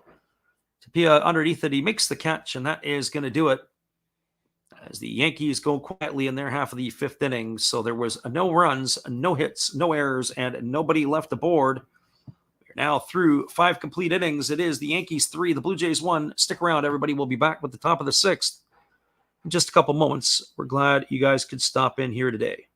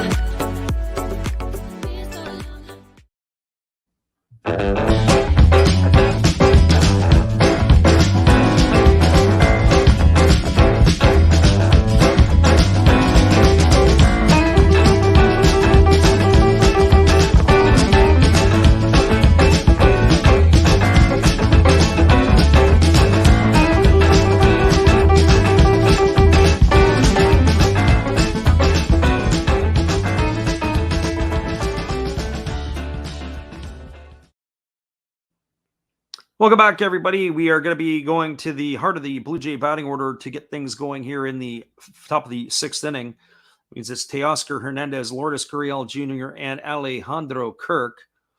4, 5, and 6 hitters in the order. And they are going to be facing, well, they're scheduled to be facing Jameson Taillon, and we believe he is coming back out for yet another inning. As we said, we sure didn't think that was going to be the case.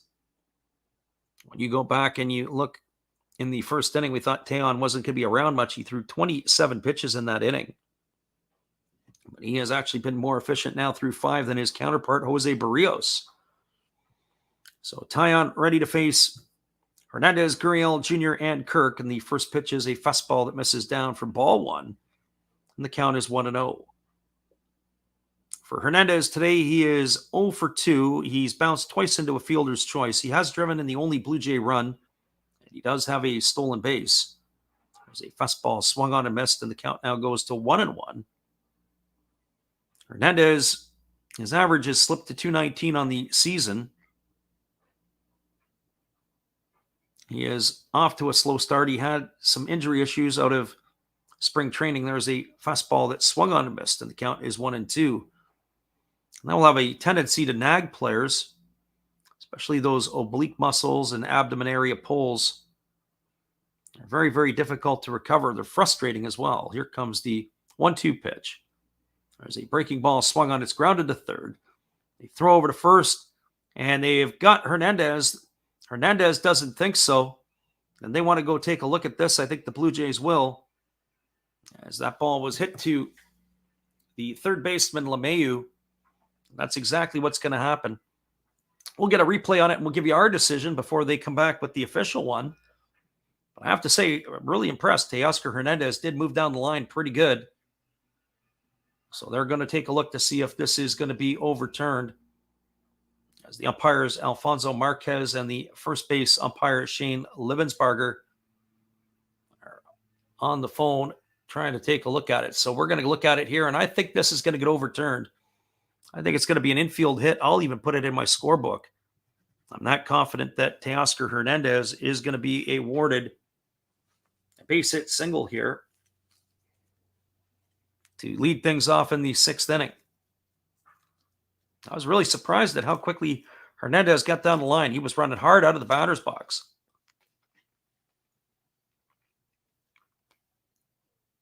So here comes the official call, and they have overturned it. Teoscar Hernandez is safe, so what we thought was correct.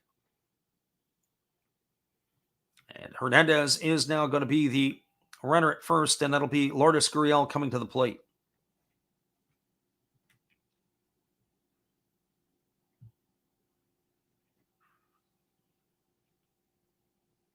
So Otis says, dang, how'd the Red win? And I haven't taken a look at the out-of-town scoreboard in a bit. So that would probably be the Reds. There's a first pitch fastball that is swung on and missed, and the count is 0-1. I probably have to hold a city parade in Cincinnati for that when the Reds win another ball game. It has been a very tough season, especially against Milwaukee. They're winning 7-4 right now. So here comes the 0-1 offering to Gurriel Jr. He kicks and delivers. It's a fastball that misses inside. Count is now 1-1. So 1 ball and 1 strike.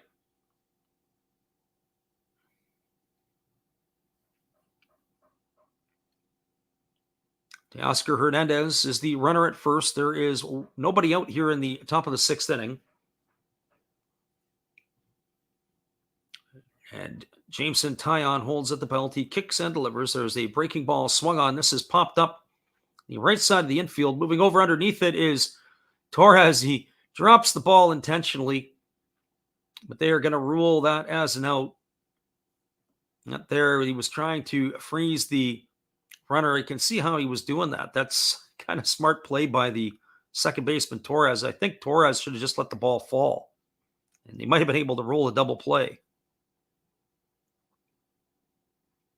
So that's going to retire Gurriel Jr. on a pop-up to 4 for out number 1, and that's going to bring up Alejandro Kirk. If there was a double play candidate, this would be the one.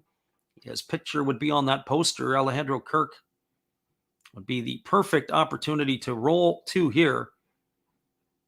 Throw over to first base, and Hernandez is diving back safely. I'm curious to see if they put Hernandez in motion. Our friend Otis says that the Reds are starting to play better. Not only are they playing better, but they're starting to do it with some of their regulars out of the lineup. So here comes the 1-2 offering to Kirk. It's a breaking ball that misses inside. And now that makes the count at 1-0. So what I think is kind of interesting is there's no Joey Votto, there's no Jonathan India. Moustakas is on the DL. Those 3 guys are all out of action. I think Tyler Stevenson, their catcher, is still out. To take a look at their roster. I haven't followed it tightly, but definitely it was a lot of players out of the lineup.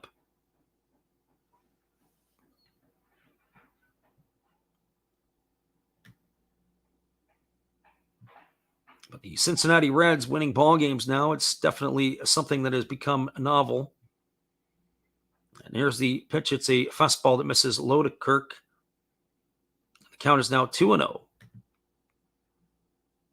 In a particular ball game today, they are beating the Brewers. And you look at that lineup. Actually, Moustakas is in the lineup. I thought he was out. So Stevenson. So those are the two regulars, but no India, no Votto.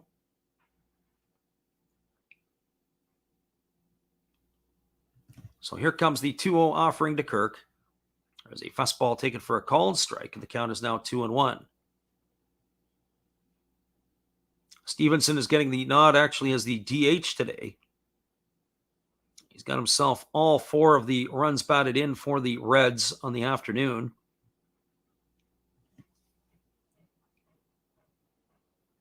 Yeah, Otis says, in Moran playing. Yeah, Moran is an interesting guy.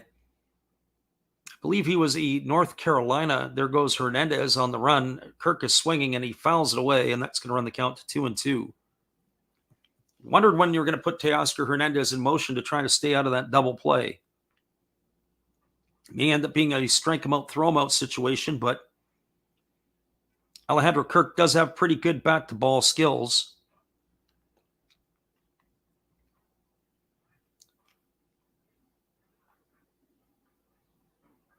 So 2 balls and 2 strikes.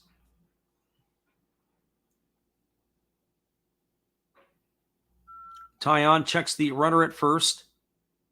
He comes set at the belt. Here's the pitch. It is a breaking ball swung on. It is grounded up the middle for a base hit. That's into center field.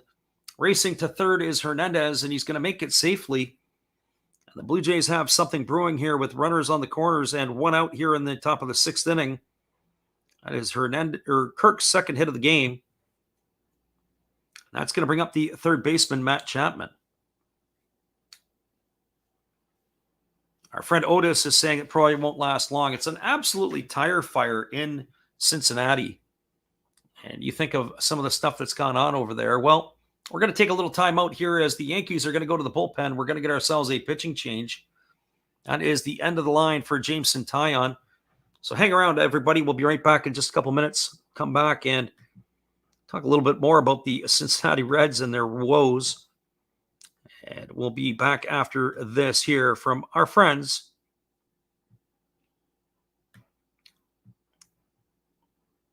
Steve Rademacher. This is Steve Rademacher, and I'd like to introduce you to my channel if you haven't seen it before.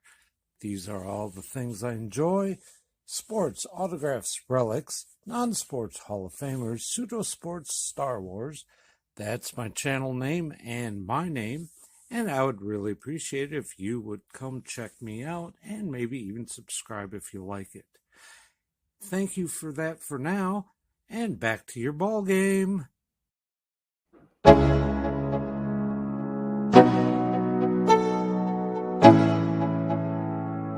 Let's go.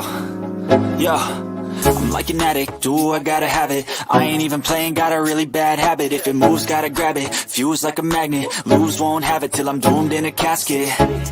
I ain't playing, got a weird mind. If you work 8 hours, I'ma work 9. If the shit tastes sour, you should taste mine. I'ma stay in power for a long time. Get up, nah, I ain't a quitter. Toss me the ball, I'm a really big hitter. Big picture, I'm a straight killer. Rising the song to the highest bidder. Got juice, got gas, I'ma move fast. New shoes, new tracks, like who's that? I'm new, come back, better than last. Yeah, it's a new me, never gonna...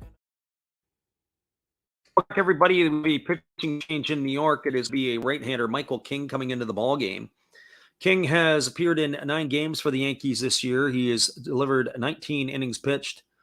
He has given up 12 hits. He's allowed 4 runs, 3 of which have been earned. He has walked 4, but he has struck out an impressive 28 batters in those 19 innings of work. He does have a 2-1 record and a measly 1.42 ERA. So he is taking over for Jameson Taillon here. So King completes his warm-up tosses. And he is going to be facing the Jays third baseman, Matt Chapman. So curious to see a little bit about King. We know that he's been around for a few years. This is his 4th season on the roster. He has had some starts in years past, but has never been able to crack himself into the rotation. But looks like he's found a home in the bullpen here with the Yankees. So here comes the first pitch delivering to Matt Chapman. He kicks and fires. It's a fastball that's taken for a called strike, and the count is 0-1.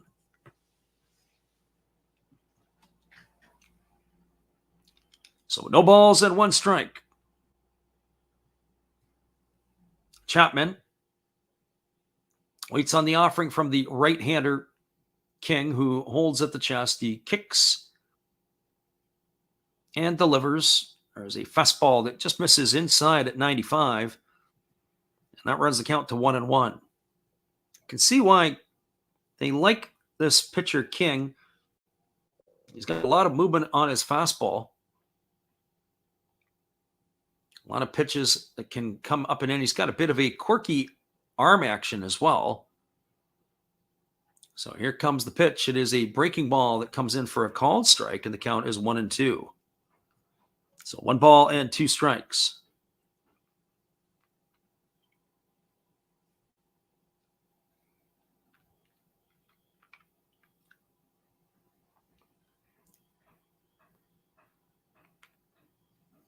So the pitcher,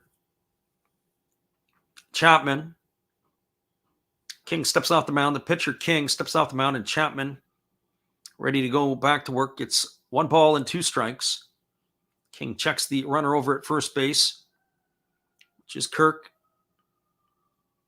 And here comes the 1-2 offering. It is a fastball swung on. This ball is belted into deep left field. Moving back on it is the left fielder, Gallo. He's going to have room. Tagging at third is Hernandez. He is going to come home. It's going to be a sacrifice fly for Chapman. And that is going to knock in Teoscar Hernandez. And Hernandez is going to score the run, and that is going to be an RBI.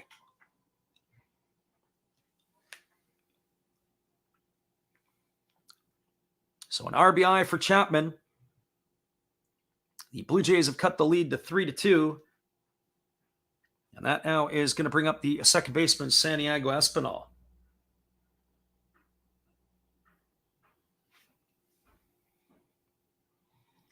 So Espinal steps up to the plate. And here comes the first offering from King. It's a swung on. It's a ground ball to short. It's bobbled by Kiner Falefa over to second. A safe at second is Kirk, but he comes off the base and they apply the tag. And that is going to retire Kirk. We slid into second base. He ended up getting off of the bag. The Yankees are coming off the field. I don't think the Jays are going to challenge this one.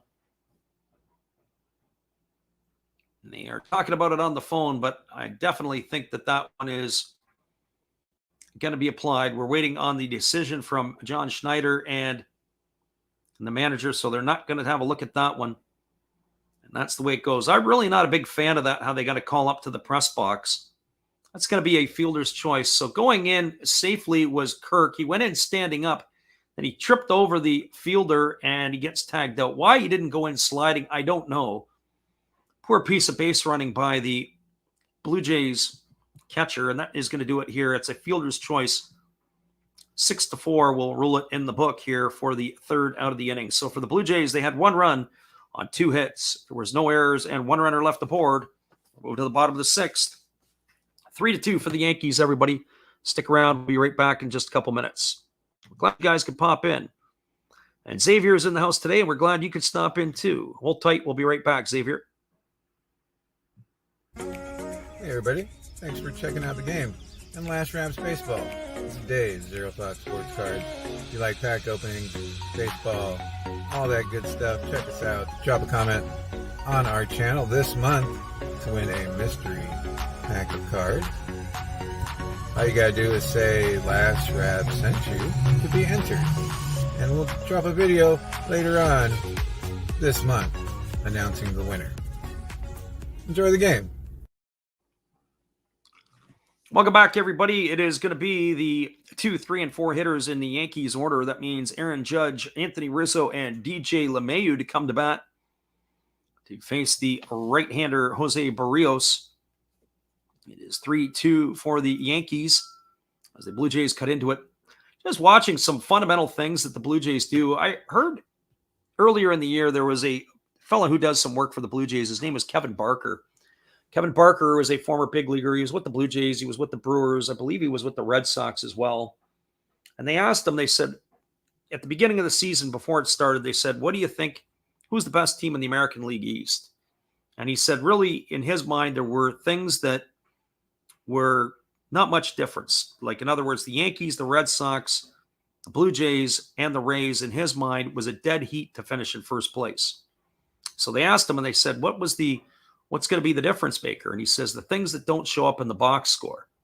There's a first pitch fastball that misses inside to Aaron Judge, and the count is 1-0. Well, there's an example right there. The slide at second base, Kirk is safe. He goes in standing up. He trips over the bag, and the fielder comes off the base, and he gets tagged out. If he goes and slides into second base, he's safe because the ball didn't beat him there. He beat the ball there. But because he went in standing up, he trips over the base, loses his balance, he gets tagged out. That ends up ending the inning. And that's one of those plays that really end up being a difference maker. There's a breaking ball that misses down and away, and the count is now 2-1. He missed a pitch to Judge. As we were telling that story, he had fouled a pitch off on the in-between. But that was his thoughts on it. And when you think about those things, it'll be somebody's going to miss a cutoff throw, or they're going to overthrow a cut, or they're going to run through a stop sign. Those are the things that typically don't show up in the box score. But as we get the highlight again, why Kirk goes in standing up, I have no idea. And then he trips over the bag and falls down on the ground, and he's an easy tag for out number 3. So 2 balls and 2 strikes as Judge fouled the last pitch off. Here comes the 2-2 offering. It's a fastball swung on. It's grounded over to Chapman at third. He throws on the run, and that is going to retire Judge on a ground out 5-3 for out number 1 here in the 6th inning. So 1 up and 1 away, and that's going to bring up the first baseman, Anthony Rizzo. So those type of plays, and I'm not saying that the Blue Jays would have even scored runs, but it would have kept the inning alive. They would have had runners at first and second at that point, and would have been bringing up Ramil Tapia to the plate. But regardless, you got an extra batter coming to the plate and another opportunity to potentially score runs, and you take yourself out of that situation. There's a breaking ball that misses down and in, and the count is no balls and 1 strike. Or check that, 1 ball and no strikes to Anthony Rizzo. So Rizzo today is 1 for 2. He got things going for the Yankees in their half of the 4th inning when he singled and then came around and scored a run on the 3-run homer by Gleyber Torres. And that's how the Yankees have scored all of their runs today. So here comes the 1-0 pitch. There's a breaking ball that misses up and away, and the count now goes to 2-0 on Rizzo. So 2 balls and no strikes.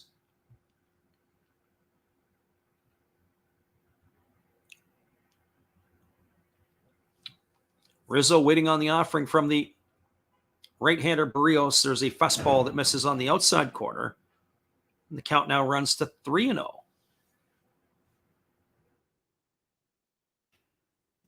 3 balls and no strikes. Barrios rocks into the motion. He kicks and delivers. There's a fastball that misses up and away. That is ball 4. Rizzo's aboard with a 1-out walk. That is going to bring up the third baseman, DJ LeMahieu. So 86 pitches now for the Blue Jays right-hander Barrios. It's going to bring Pete Walker out of the dugout as Walker makes his way to the mound.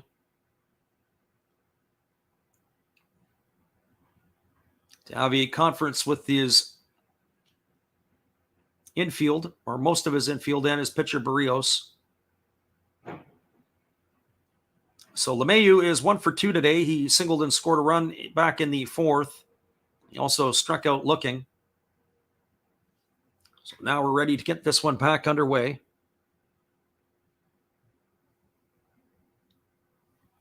There is action up in the Blue Jays bullpen as Trevor Richards is now up and throwing.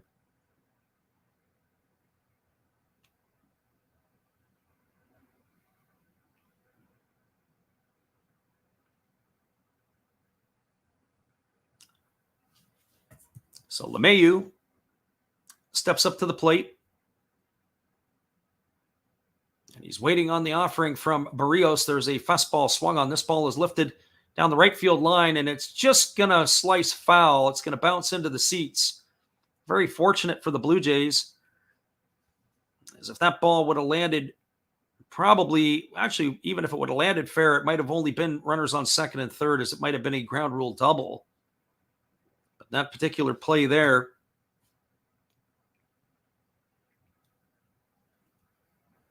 keeps Rizzo at first base. So the runner at first is Rizzo. There is one away here. And LeMahieu is waiting on the 0-1 offering. And here's the pitch from Barrios. It's a breaking ball swung on. This ball is driven into right center field. And this ball is going to get down. It's up against the wall. Tamiya barehands it. He throws it in. Digging for second is LeMahieu. Stopping at third is Rizzo. And now the Yankees have something brewing here again in the bottom of the sixth inning with runners on second and third and only one away. And that's going to bring up Gleyber Torres, who did the damage in the fourth inning in his last at-bat. So we've got a very similar looking situation with Rizzo and LeMahieu here, and that is going to bring out the Blue Jays manager. And he is coming out to make the change, and that is going to be it for Barrios. So hang tight, everybody. We're going to have a pitching change in New York. It looks like it's going to be Trevor Richards coming in a difficult situation. It is 3-2 for the Yankees. Hang tight, everybody. We'll be back in just a couple moments. Hey, everybody. Thanks for checking out the game and Last Raps Baseball. This is Dave, Zero Thought Sports Cards. If you like pack openings, baseball, all that good stuff, check us out. Drop a comment on our channel this month to win a mystery pack of cards. All you gotta do is say Last Rap sent you to be entered. And we'll drop a video later on this month announcing the winner. Enjoy the game. Appreciate you, Dave. We'll be back in a moment after this with the call of the bottom of the sixth inning. It is still runners on second and third and one away. There's a pitching change.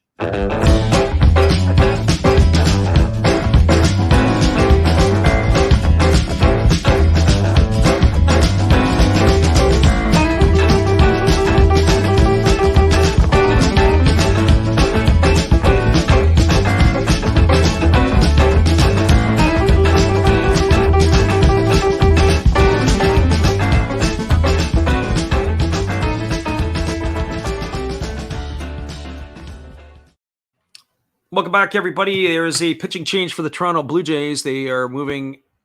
Barrios is done today. It is going to be a right-hander, Trevor Richards, coming in. He is going to be replacing Barrios. Barrios is still responsible for the run at a second and third. Richards is 1-0 this year with the Blue Jays. He's appeared in 13 games. He's thrown 13 in the third innings. He's allowed 12 hits, 7 runs. 6 of them have been earned. He's walked 6 and struck out 16. He is taking over. He's been with a number of ball clubs. He began his career with the Marlins. He went to Tampa Bay. Then he was shipped off to Milwaukee. And now he is a Toronto Blue Jay. The Blue Jays acquired Richards in a trade with Milwaukee last year. Going in the other direction was Rowdy Tellez. So Bowden Francis and Trevor Richards for Rowdy Tellez. And Tellez is having an outstanding start to his campaign this year with the Brewers. It might solve the first base issues that they have. So the Blue Jays have the infield in. It's actually a weird infield the way it's in. The shortstop and second baseman are on the grass, but the third baseman is a little bit behind the bag. There is a fastball that misses down, and the count is 1-0 to Torres.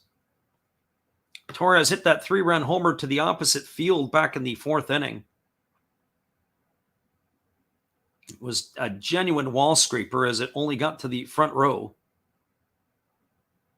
So here comes the 1-0 pitch. There's a fastball swung on, and it's fouled away. Count goes even to 1-1. But for Torres, he's got a couple of ducks on the pond here. Got an opportunity to cash a couple more runs in.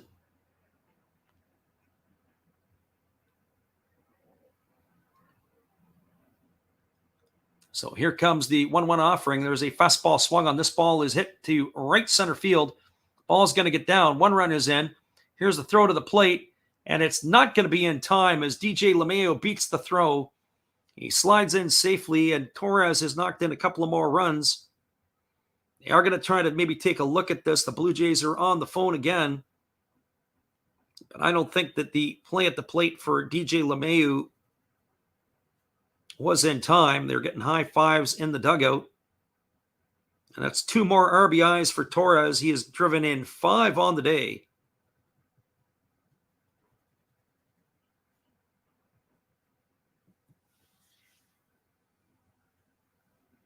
So the runner at first is Torres.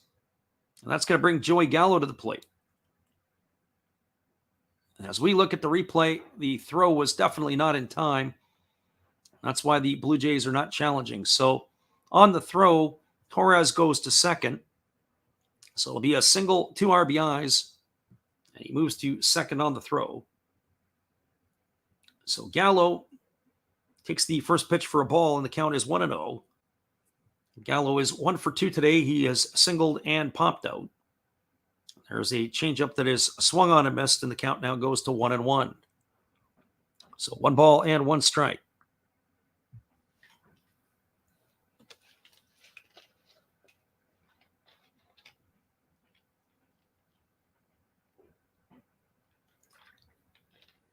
The runner at second is Torres, and here's the offering to Gallo. It's a changeup swung on and missed. Now the count is 1-2. So 1 ball and 2 strikes to Gallo. For Joey Gallo on the season, he has struck out 8 times. He is definitely not a contact guy. There is a breaking ball swung on. It is tapped to the shortstop, Bichette, who's to the right of second base. He has to look around it. He fields it. He throws on the run, and that's going to go down as a ground out 6-3 for out number 2. It's going to advance Torres over to third, and that will bring up the shortstop, Isaiah Kiner-Falefa. Just to finish off on Joey Gallo this season, in his 71 at-bats, he's got 31 strikeouts. He's almost at a clip where he's striking out every other time he steps to the plate. So here comes the first offering to Kiner-Falefa. It's a fastball that misses off the outside corner, and the count goes to 1-0. So the runs that were scored in this inning will all be charged to Jose Barrios. And here comes the pitch from Richards. It's a breaking ball that drops in for a called strike, and the count is 1-1. So 1 ball and 1 strike to Kiner-Falefa.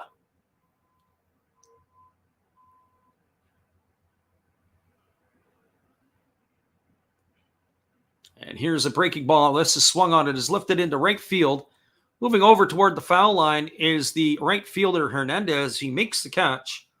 And that is going to retire the side for the 3rd out of the inning. So we had 2 runs in the inning. There were 2 hits. There was no errors and 1 runner left aboard. We are now through 6 complete in New York. It is the Yankees 5, the Blue Jays 3. We'll be right back in just a couple minutes with the call of the 7th inning. We're glad you guys could be here either live or on delay. Thanks for stopping in. Hang tight, everybody. We'll be right back after this from our friend Steve. Hey guys, and thank you, Freddie. Steve coming back at you. That's right, Steve Rademacher. I would like to thank each and every one of you that is tuned into my channel. And today, let's do a little shout out for some other great channels you should be watching. There is WVogs 18. There's Big D's Sports and Collectibles. You all know another Hollis build.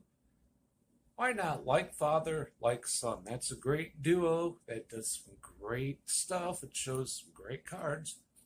And of course, the one and only Bud Stoney, creators of One of Ones, the creator of One of Ones, and they're all signed on the back. Bud Stoney, One of One, like this beautiful Robin Yount that he made for me.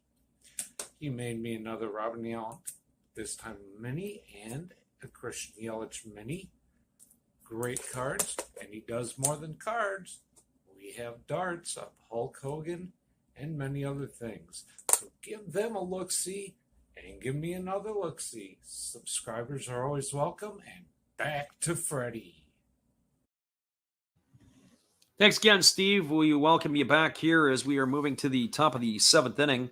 It's going to be the 9-1-2 hitters coming up for the Blue Jays. That will be Ramil Tapia, George Springer, and Bo Bichette. The Blue Jays were able to claw a run back in their half of the sixth, only to give a couple of runs back up as Gleyber Torres has been the clutch player offensively for the Yankees today. He's got all 5 runs driven in.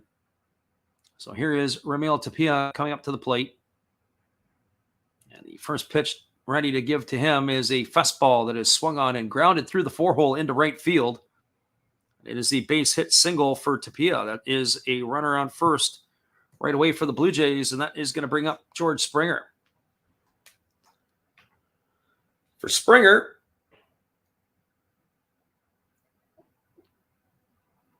he is 0 for 2 today. He has walked and scored a run. He's grounded to short and grounded to third.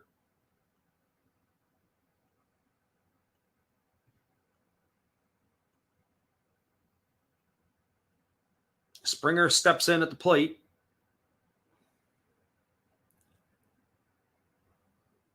And here comes the first offering from Michael King. He kicks and he delivers. There's a fastball that misses inside. And the count is 1-0.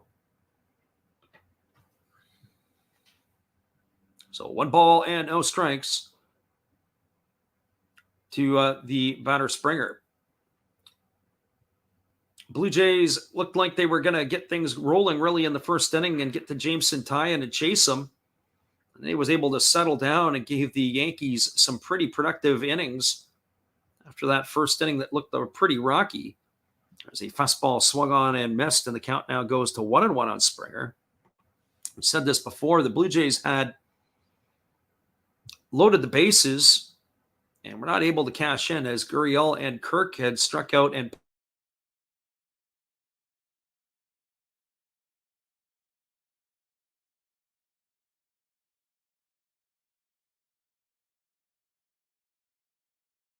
popped out respective, swung on and missed. Springer almost screwed out. Count is now 1-2. So 1 ball and 2 strikes. King checking the runner at first.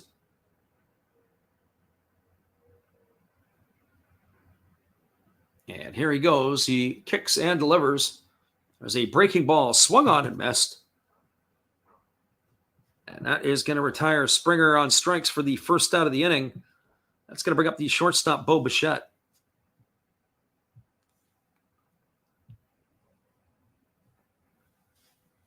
Otis says he thinks that this is a lot more high scoring than he thought it would be.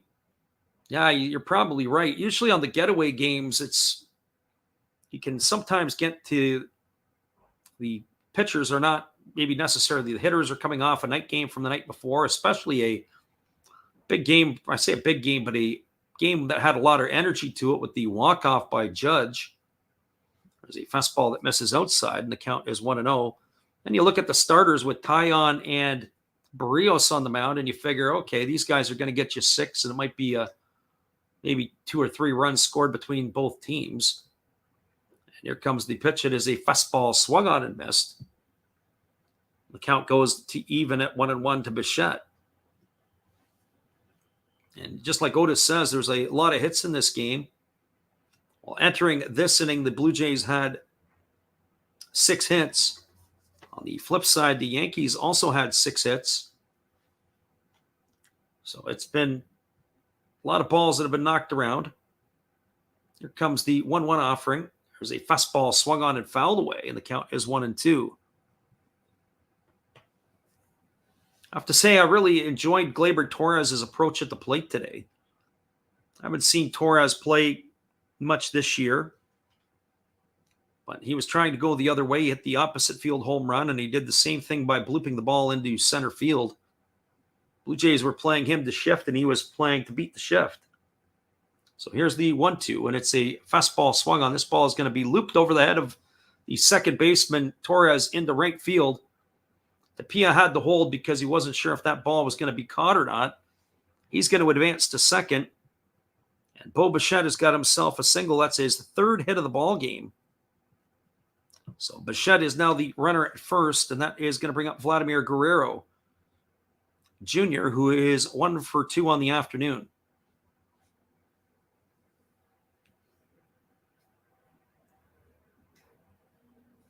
So for Vladdy Guerrero Jr., he is going to be facing a new pitcher, as that is going to be it for Michael King. The Yankees are going to their bullpen. We're going to see what this has to offer when we return. So stick tuned, everybody. We'll be back in just a moment. Here is our friend Matt again. Well, you got to have an ace in the hole, a little secret that nobody knows. Life is a gamble, a game we all play, but you've got to save something for a rainy day. You've got to learn to play your cards right if you expect to win in life. Don't put it all on the line for just one roll. You've got to have an ace in the hole.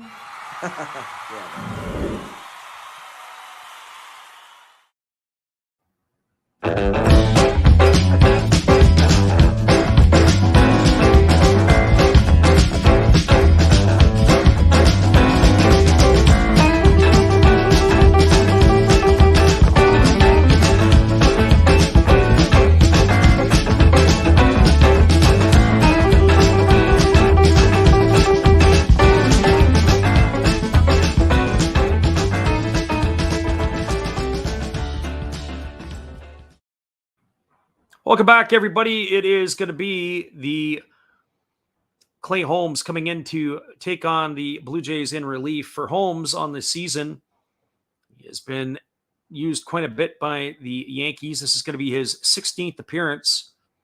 He has worked 14 2/3 innings. He's got a couple of saves. He's allowed 10 hits, 1 run earned. He has walked 2 and struck out 15. He's got 4 wins and no losses on the year, and he's got a sparkling 0.61 earned run average. So he is going to take over here for the Yankees, as it is a tough situation he's walking into. He's got runners on first and second with 1 away, and Vladimir Guerrero Jr. stepping to the plate. So Holmes is ready to go to work as he's completed his warm-up tosses. Let's see how this is going to work for the Yankees here. So for Vladdy Guerrero Jr., he is officially 1 for 2, a single, a strikeout, and he was hit by a pitch. And here's the first offering from Holmes. It's a fastball taken for a called strike. And the count is 0-1. Vladdy has raised his season average up to 291. He's got 7 homers on the year. He really got off to a good start. He had 5 homers pretty quickly in early April, and then he's tapered off a little bit. There's the pitch. It is a sinker that is missing low, and the count goes to 1-1. So 1 ball and 1 strike to Vladdy Guerrero Jr.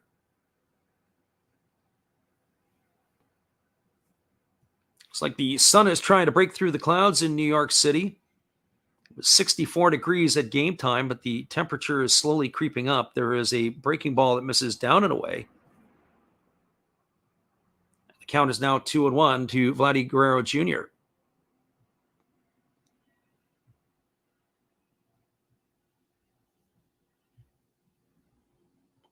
Guerrero digs in.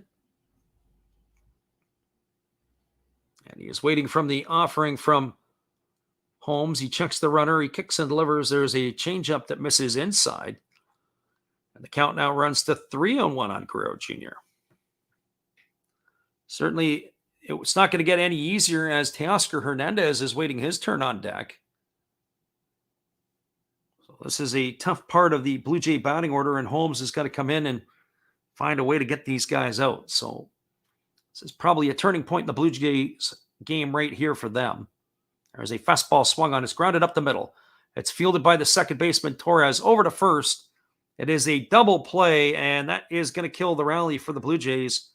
That is going to go into a 4-3 double play, as that erases Bichette at second. And that is going to do it. So there was no runs. There were 2 hits. There were no errors and 1 runner left aboard.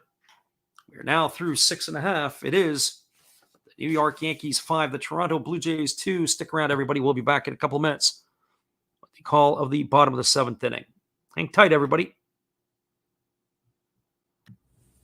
Hello, friends. Steve coming back at you, a clean-shaven Steve. Thank you for watching The Last Raps Baseball. And please continue to support my channel among others, like Another Hollis Build. Awesome commercial. And now I'll show you a few more things that we do have. We have toys, like this bobblehead Star Wars on wheels. We have Noids. We can't keep avoiding them forever. We do have Legos. Love my Legos. We have Origami Folder. Check him out. He's new into this, getting started, has good following already. We have Red Beard Breaks. And we also have these things that, in a pinch, will tell you what your temperature is. So, if you like all of this, and if you like Last Raps Baseball, join all of us. We'd love to have you. And I know you would enjoy us. Thank you, peace, good night, and cheers. Thanks again, Steve. We appreciate you and your support of our channel, and in turn, we support Steve Rademacher. We'll be back in 30 seconds with the call, the bottom of the 7th inning. Hang tight, everybody.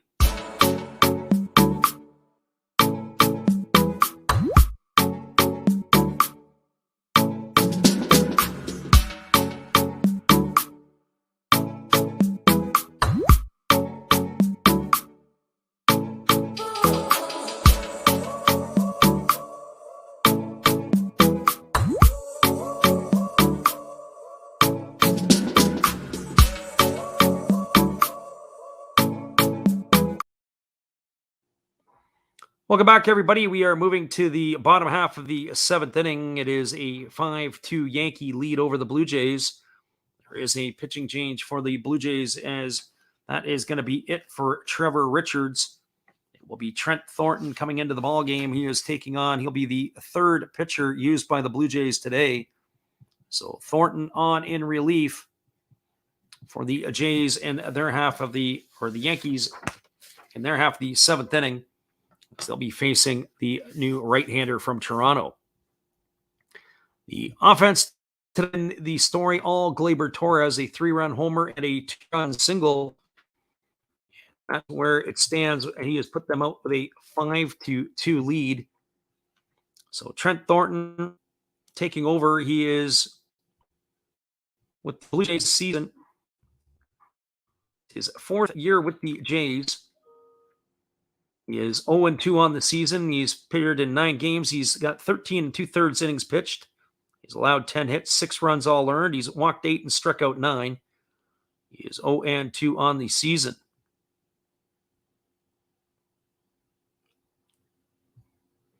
So Barrios on the bump here.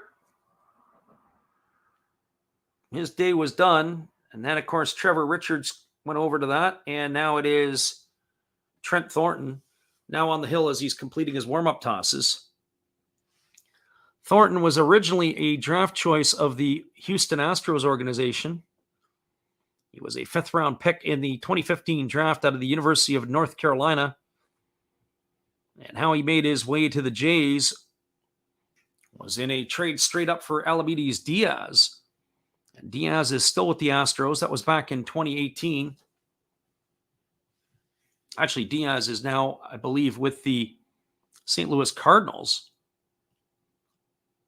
So here we go. Here comes the first offering from Thornton as he kicks and delivers. It's a breaking ball that misses up and away, and the count is 1-0. So 1 ball and no strikes. So Gonzalez, Trevino, and the top of the order Hicks to face Thornton. So here comes the 1-0 offering. Thornton kicks and delivers. There's a fastball swung on and fouled away. And the count is 1-1. So 1 ball and 1 strike to Marwin Gonzalez.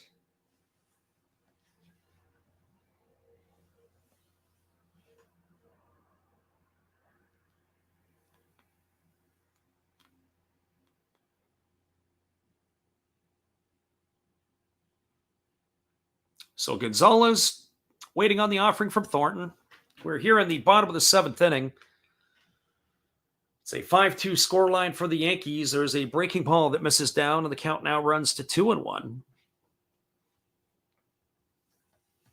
As we watch this ball game here, this would be one of those classic ones that you'd talk about where you're watching the baseball games, but you can understand where there's frustration for the baseball purists. It looks like that both of these teams are playing for the long ball. There's been fundamental mistakes all over the field. The base running gaffes, there was a couple of missed throws, the slide at second base. There's a breaking ball swung on by Gonzalez and fouled away, and the count is 2-2. And the game, in a lot of ways, for some people, has become a pitching and a hitting game, and that is it. They don't worry about the defense, or not as much about the defense. Don't spend a lot of time on it. As a fellow that I used to be involved with was the one-time hitting coordinator for the Red Sox and the Astros, and there's a fastball swung on. This ball is belted into right field.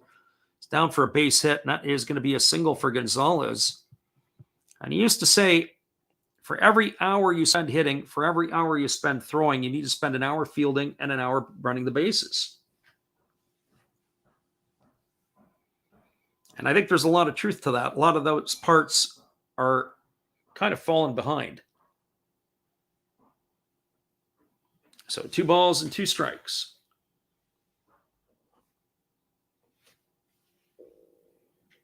So I checked that. It was 2 balls and 2 strikes that Gonzalez had the base hit there, and they throw over to first. And getting back in time is Gonzalez. So Jose Trevino steps up to the plate. Trevino today is 0 for 2. He has flown to right and lined to second.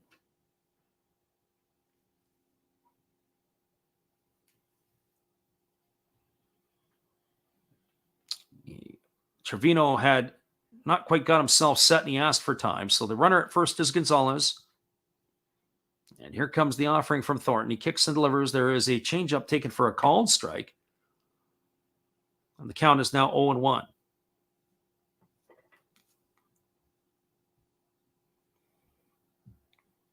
We got the hobbyist on in here. We thank you for stopping in. Chris, it's a quiet night tonight. You would have probably liked to have been in here last night for the Japanese game where we had a pile of people in here. There was a fly ball lifted into shallow center field. Ramil Tapia makes a couple of steps in. He makes the grab, and that is going to retire Trevino for out number 1. That's going to bring up the top of the order, Aaron Hicks. For Hicks today, he is 0 for 3. He has flown out to center field twice and popped to second.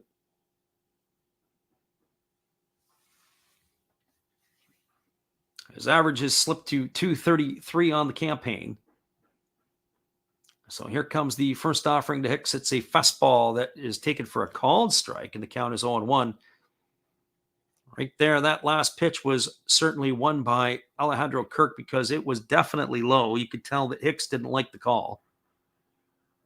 But not just that Hicks didn't like the call, it was well below the knees. Good job by the catcher to get underneath it. So here comes the 0-1 pitch. And there's a fastball taken for a called strike. And the count is 0-2. That pitch looked a lot better, and it was definitely a strike at the knees. So no balls and 2 strikes. Thornton picks up the sign from the catcher, Kirk, and he's ready to go back to work. He kicks and fires. There's a breaking ball that misses down, and the count is now 1-2. So 1 ball and 2 strikes.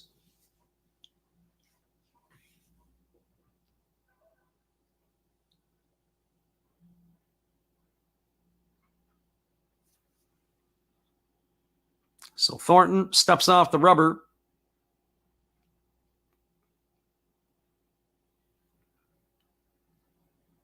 Asks for a new baseball, and they rub it up, and we're ready to come back here at you.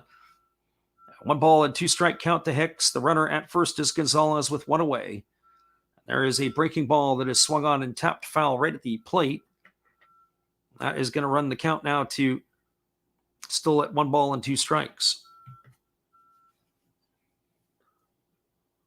It's the bottom of the 7th inning in New York.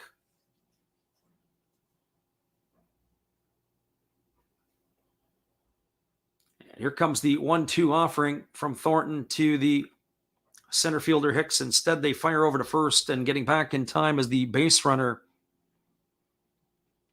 Gonzalez. wouldn't be surprised if they maybe put Gonzalez in motion here on one of these pitches. And here comes the pitch. It is a fastball that misses down, and the count is 2-1. Check that, 2-2.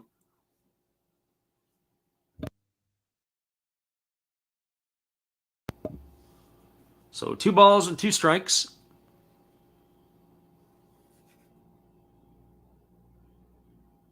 And here's the pitch from Thornton. It's a breaking ball that misses down.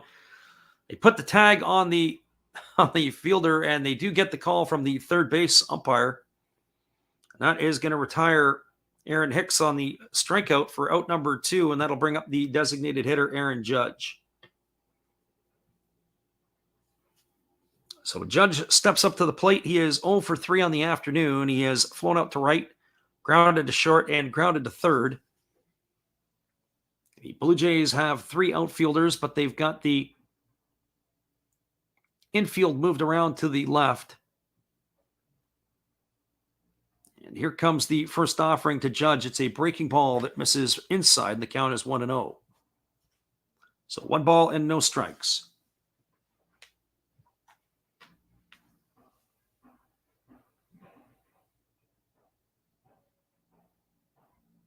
So Thornton ready to go back to work here as he's delivering the pitch to Kirk. It's a fastball swung on. This ball is lifted into left center field. It's going to get down for a base hit.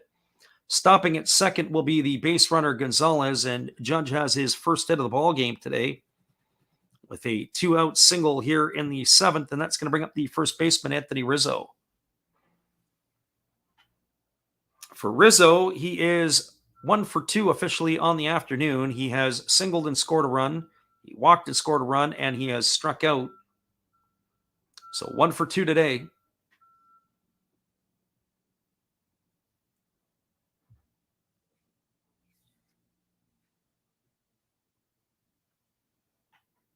Rizzo digs in at the plate, and he's ready to get the first delivery from Thornton, who kicks and fires. It's a fastball swung on. This ball is belted foul down the right field line. It was not fooling Rizzo. He was able to really turn on that pitch. That is going to make the count 0-1. So no balls and 1 strike to Rizzo.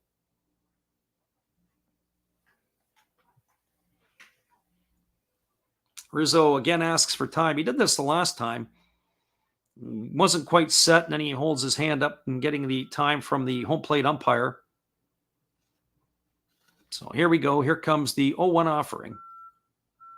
And Thornton kicks and fires. There's a breaking ball down. They appeal over to the third base umpire, but they say Rizzo didn't go. The count is 1-1. We said that Rizzo was acquired by the trade via the Cubs. He's definitely a player that Yankee fans would endear to. He's their kind of guy. Here comes the pitch. It is a breaking ball swung on and missed. The count now goes to 1-2. He just has the way that he carries himself that the fans really endear themselves to him. So 1 ball and 2 strikes to Rizzo. And here's the offering from Thornton. It's a changeup swung on and fouled away. Keeps the count at 1-2. That was just a little bit too good.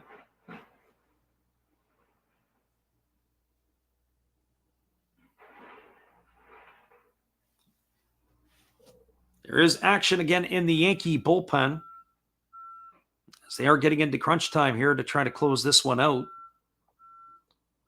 So here comes the 1-2 offering as Thornton delivers. It's a breaking ball swung on. And that is grounded right over to the first baseman, Guerrero. He steps on the bag, and that is going to do it. So hang tight, everybody. We'll be back in just a moment, as that is going to end the inning. That goes down as a ground out to 3 for out number 3. So for the Yankees in their half of the 7th, there was no runs, 2 hits, no errors, and 2 left aboard. Here now through 7 completed is 5-2. We'll be back in just a moment.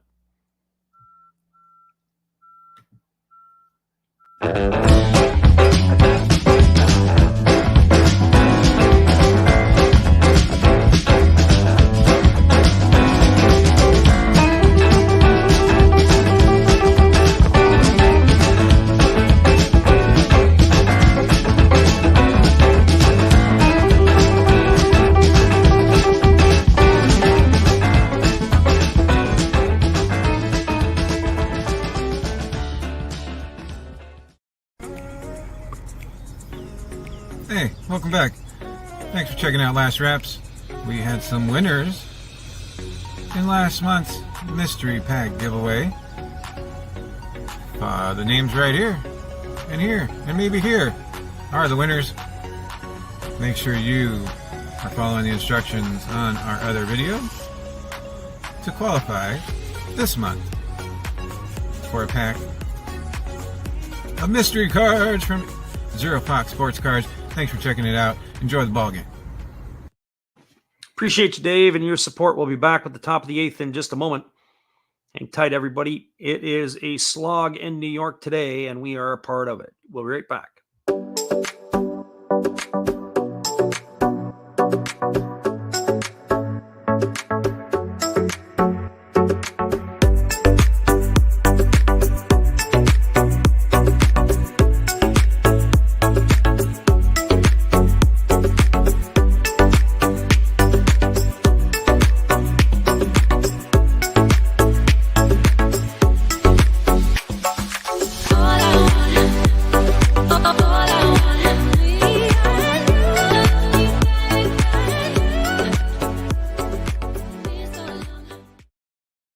Welcome back, everybody. It is Teoscar Hernandez, Lourdes Gurriel Jr., and Alejandro Kirk to face the right-hander Clay Holmes.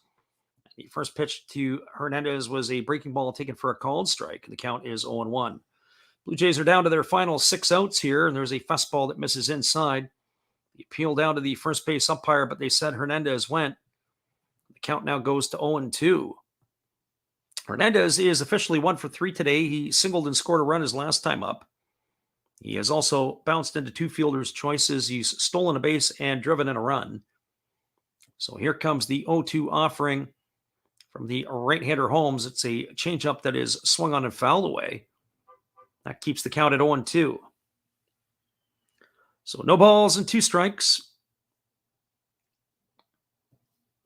Hernandez was able to really leg out that base hit the last time up. It was the only run that the Blue Jays scored in the 6th inning. But he showed some speed down the line. Ended up getting him into first base. We got the undrafted player checking in. Thanks for popping in here. There's a fastball that misses up and away, and the count is 1-2. It's been a bit of a slog today here for this call. You've had a light night. If you're in tonight, we are going to be doing the Japanese game. We had a big, full, festive house last night. There's a breaking ball swung on and missed. And Hernandez is retired on strikes for the first out of the inning.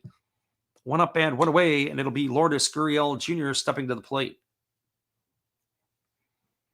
That game last night wasn't exactly the most entertaining game, but it was festive as the Tohoku Rakuten Golden Eagles had their 11-game win streak snapped by the Chibalote Marines. There was quite a bit of excitement in that game. And here comes the first pitch. It was a breaking ball taken for a called strike, but the festiveness of the chat was what made it great. Had a lot of people in there. So no balls and 1 strike to Lourdes Gurriel Jr. Holmes ready to go to work again. He delivers a breaking ball that's down. They look to the first base umpire and they appeal down there, and looks like it is a ball. We're going to rule it as that. It hasn't been adjusted. We didn't quite get the call. But on the scoreboard, it shows 1-1. So 1 ball and 1 strike to Gurriel. Holmes comes set at the belt, and he kicks and delivers. There's a fastball swung on and tap foul over on the third base side. And the count is 1-2. So 1 ball and 2 strikes.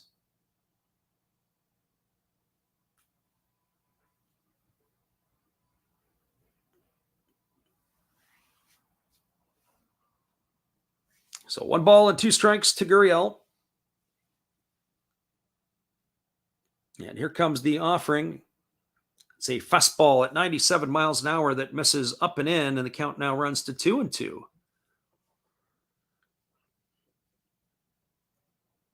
Gurriel will be followed by the catcher Alejandro Kirk here in the 8th inning. And now he's asked for time. He has stepped out. We're ready to come back and do this again.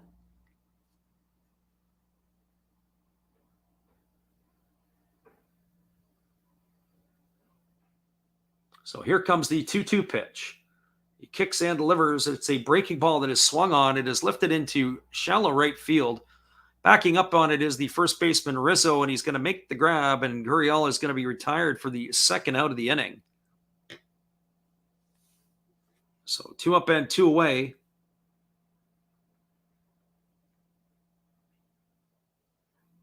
And that is going to bring up Alejandro Kirk.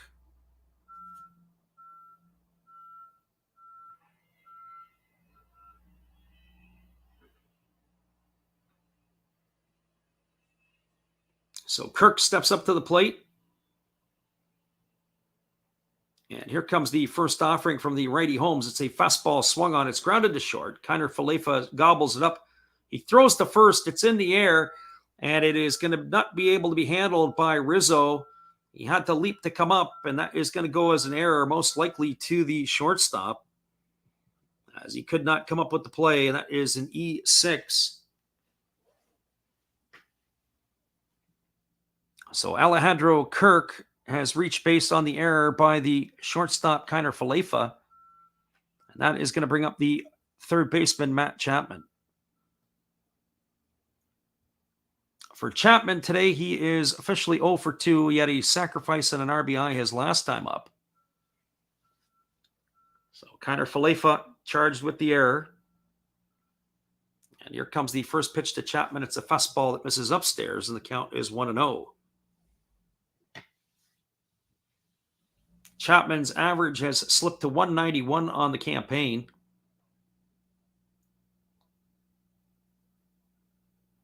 And here comes the 1-0 offering. Holmes kicks and delivers. It's a fastball taken for a called strike. And the count is 1-1. Earlier, we were talking a little bit about the Cincinnati Reds, as that's one of the other games that is going on underway in Major League Baseball right now. And as we take a quick peek at the out-of-town scoreboard, the Reds have doubled the lead on the Brewers. They have an 8-4 lead in the 7th. There was a fastball swung on. It's grounded softly to second. Torres fields it. He throws to first, and Chapman is retired. Goes as a ground out 4-3 for out number 3. We'll be back in a couple minutes. We'll look at the out-of-town scoreboard, as there are a couple other games underway. But we'll be right back after this. Thanks for popping in today, everybody. We're glad you guys are with us.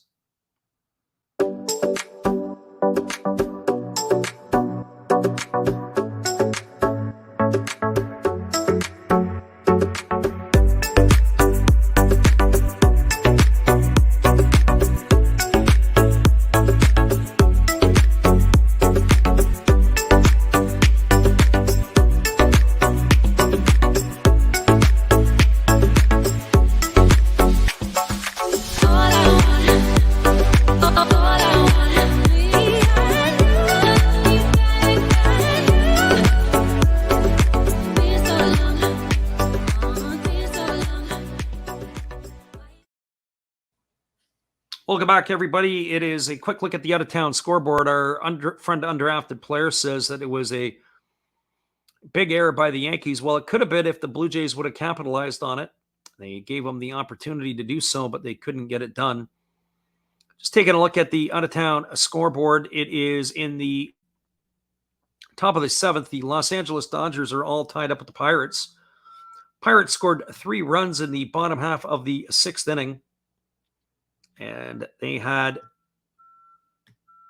a couple of home runs that did the damage. Sawinski hit his second homer of the year off of Tommy Canley. It was a solo shot for a 1-0 lead. And then Josh Van Meter hit a 2-run homer off of Canley to put him up 3-0. Well, the Dodgers have come back in their half of the 7th inning with 3 runs, as Edwin Rios has a bases clearing double. And that has knotted up the scoreline at 3-3. So 3-3 is the score between the Dodgers and the Pirates. And as we said, the Reds have an 8-4 lead over Milwaukee. That game is going on in the bottom of the 7th inning. So here in the bottom of the 8th, the Blue Jays are trailing the Yankees 5-2. Each team has 8 hits. The Yankees have a couple errors in the ball game. And so here we go, ready to go back to work. Trent Thornton is still staying on the mound for the Blue Jays here in their half of the 8th inning, or on their defensive half of the 8th inning. So it's going to be the third baseman, DJ LeMahieu, to get things going. It'll be LeMahieu, Torres, and Gallo. The first pitch is a changeup. This is swung on. It's popped up over on the first base side. Guerrero battling the sun in foul territory. He makes the catch. And that is going to retire LeMahieu for the first out of the inning. So 1 up and 1 away. That's going to bring up Gleyber Torres. Torres today is the offensive producer for the Yankees. He is 2 for 3. He's got a homer and 3 RBIs, a single and 2 RBIs. He's also lined out to second base. So here comes Torres to the plate to face Thornton. The first offering is a fastball taken for a called strike, and the count is 0-1. So no balls and 1 strike to Gleyber Torres. Saw a statistic earlier that in 2019, Torres had 38 homers. And since then, it has been far and fewer between. There's a breaking ball swung on. It is lifted to shallow center field. That ball is going to be caught. That is going to retire Torres for the second out of the inning. Just to finish my thought on Gleyber Torres. So Torres had the 38 homers in 2019, and since then combined, including today, he has 17 home runs since 2020. So where has the power gone for Gleyber Torres, who was a 2-time All-Star and also runner third place for Rookie of the Year? Well, we're going to have a pitching change here as Joey Gallo is coming to bat. It looks like Ryan Borucki is going to enter the game as Trent Thornton's day is done. Stick around, everybody. We got more commercials and more stuff to talk about. Hang tight. We'll be right back in just a couple minutes after this. From our friend Dave. Hey, welcome back. Thanks for checking out Last Wraps. We had some winners in last month's mystery pack giveaway. The names right here, and maybe here are the winners. Make sure you are following the instructions on our other video to qualify this month for a pack of mystery cards from Zero Fox Sports Cards. Thanks for checking it out. Enjoy the ball game. Thanks again, Dave. We appreciate your support of the channel, and in turn, we support Dave. That was for last month. Now, be sure to check out his giveaway for this month. Here he is again. Hey, everybody. Thanks for checking out the game and Last Wraps Baseball. This is Dave, Zero Fox Sports Cards. If you like pack openings, baseball, all that good stuff, check us out. Drop a comment on our channel this month to win a mystery pack of cards. All you gotta do is say Last Wrap sent you to be entered. And we'll drop a video later on this month announcing the winner. Enjoy the game. Thanks again, Dave. We appreciate you and your support of the channel, and in turn, we support Dave at Zero Fox Sports. We do have ourselves a pitching change, as it is going to be Ryan Borucki coming left-hander to face Joey Gallo as he completes his warm-up tosses. We'll give you the specs on Borucki. Borucki this year has really struggled. He's going to be his 4th appearance. His first 3 appearances, he had 2 1/3 innings. He had given up 2 hits, 2 runs, all earned. Had walked 3 and struck out 2. So he is a lefty coming in here to face the left-handed hitting Joey Gallo. So Borucki now on the mound. He is going to be the 4th pitcher used by the Blue Jays. And Joey Gallo, who is 1 for 3, will come in to face him. So he's completed his tune-up tosses. And we're ready to get this one back underway.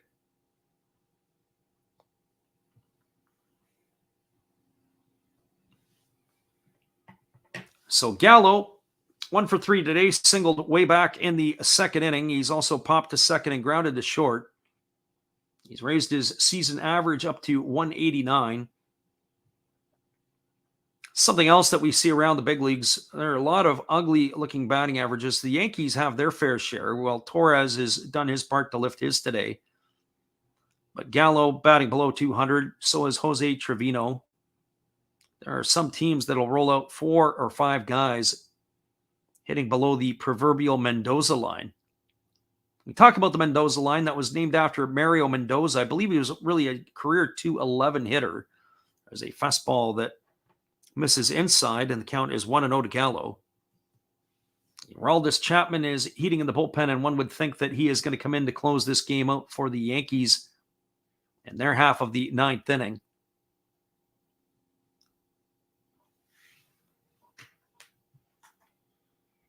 So there's a fastball that misses inside, and the count is now 2-0. So 2 balls and no strikes.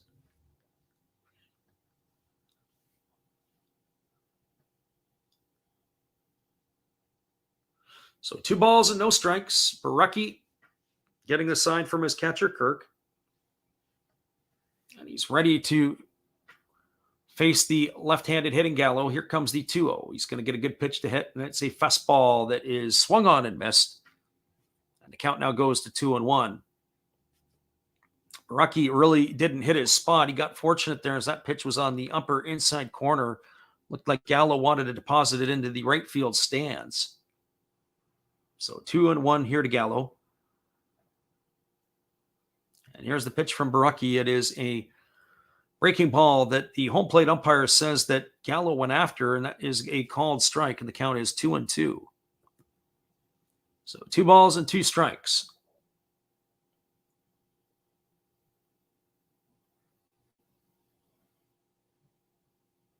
So Gallo gets himself dug in. He's got the open stance. And here comes the 2-2 offering. It is a breaking ball that is swung on and grounded foul just past the outstretched glove of Vladdy Guerrero Jr. That's going to keep the count at 2 balls and 2 strikes.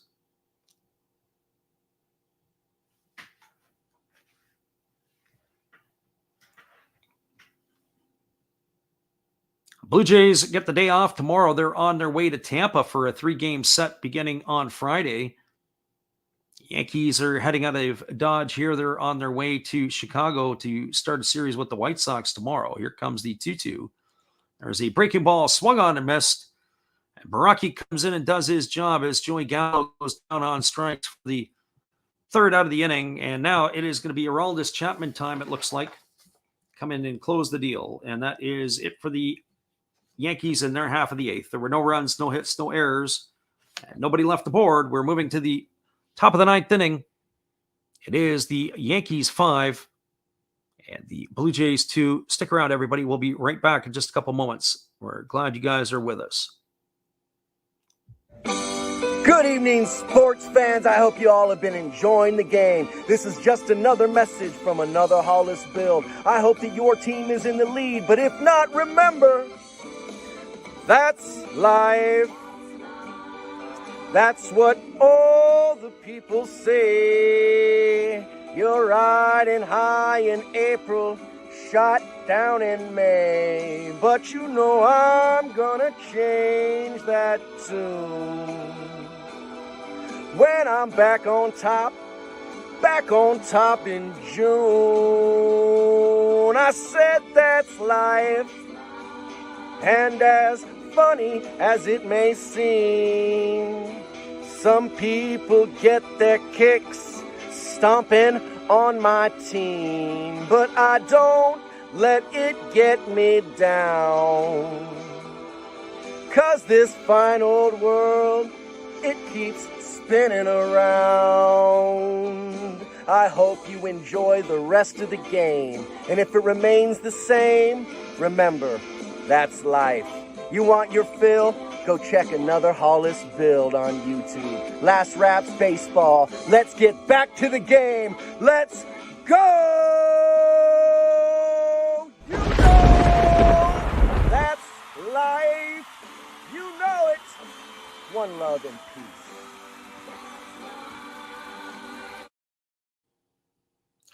Welcome back, everybody. It is Aroldis Chapman coming into the ball game. He has been spectacular this year. His work for the Yankees. He's looking to close this one out.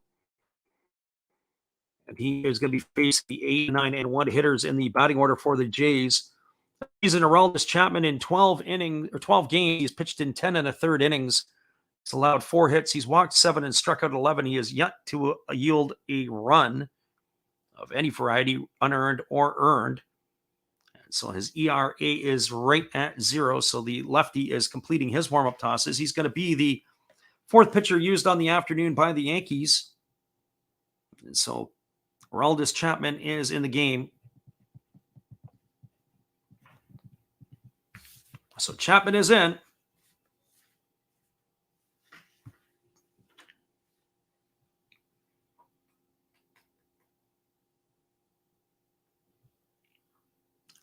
So Santiago Espinal, Ramil Tapia, and George Springer to get things going here for the Blue Jays in the top of the 9th inning. And this is going to be, they're down to their last 3 outs. They've got to do something here, or the Yankees are going to get themselves another victory to pad their lead across the American League East. And here comes the first pitch from Chapman. It's a 97-mile-an-hour fastball that misses down for ball 1. And the count is 1-0. Espinal is 0 for 3. He reached base last time on the error. I guess it was the second error by the shortstop. When they ruled out Alejandro Kirk as he overslid the bag. I guess that would have been the bobble that would have been safely for him. I would have ruled that as a fielder's choice, but they seem to rule that as an error. So that was where the second error of the Yankees came in. So here comes the 1-1 offering from Chapman. There's a breaking ball swung on. This ball is lined into left field. It's going to get down for a base hit. Cutting off is Gallo. Digging for 2 is Espinal. Here comes the throw, and it's not going to be in time. A stand-up double for Espinal, and he gets things going here for the Jays. The leadoff double here in the 9th, and that's going to bring up the center fielder, Ramil Tapia.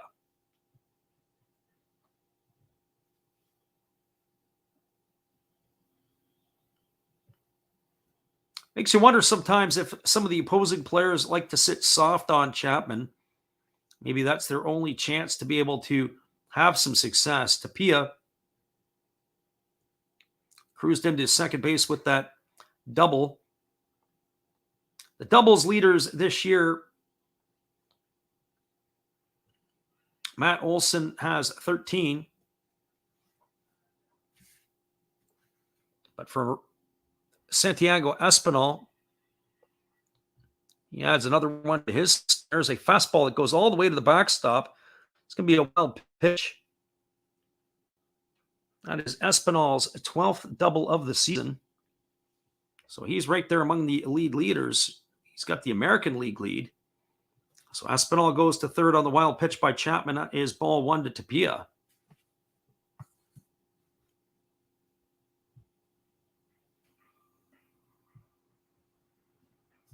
Our friend undrafted player said the Yankees have so many retired numbered jerseys.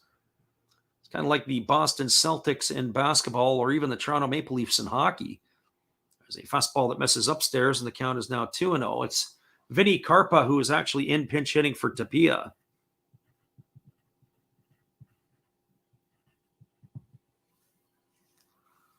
So here comes the offering. It is a fastball. This is taken for a ball upstairs, and the count is now 3-0. So 3 balls and no strikes.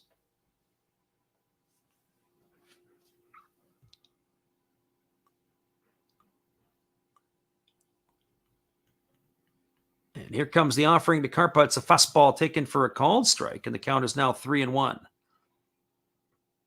So Espinal will be followed, or Espinal's at third. Carpa's the batter, and it'll be George Springer who waits his turn on deck.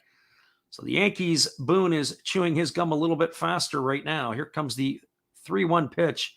There's a breaking ball that misses upstairs. That is ball 4. So the Blue Jays have something brewing here in their half of the 9th.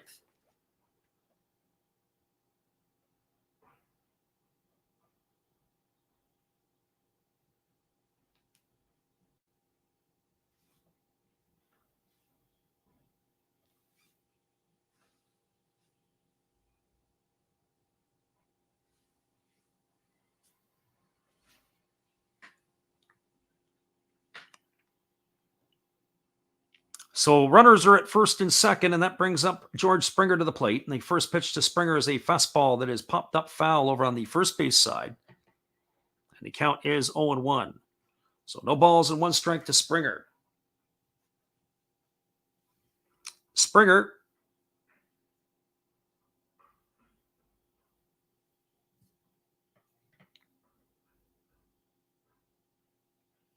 Stands in on the right side, waiting on the offering from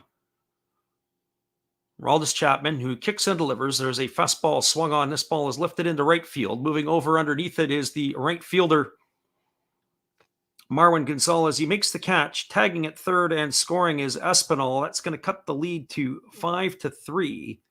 So a sacrifice fly for Springer. And that is an RBI. It's also the first out of the inning. And that is going to bring up Bo Bichette. So for Bo Bichette, on the afternoon, he's got 3 hits today. He's also got a ground out to third. He is 3 for 4. He's pulled his season average up to 254. So here comes the first offering from Aroldis Chapman, who kicks and delivers. It's a fastball at 100 miles an hour, swung on and missed. Count is 0-1. Chapman put a little extra on that one for sure. Bo Bichette swang right through that one. So here comes the 0-1 offering. Chapman kicks and fires. It's a fastball at 99 that misses down. The count is 1-1. So 1 ball and 1 strike.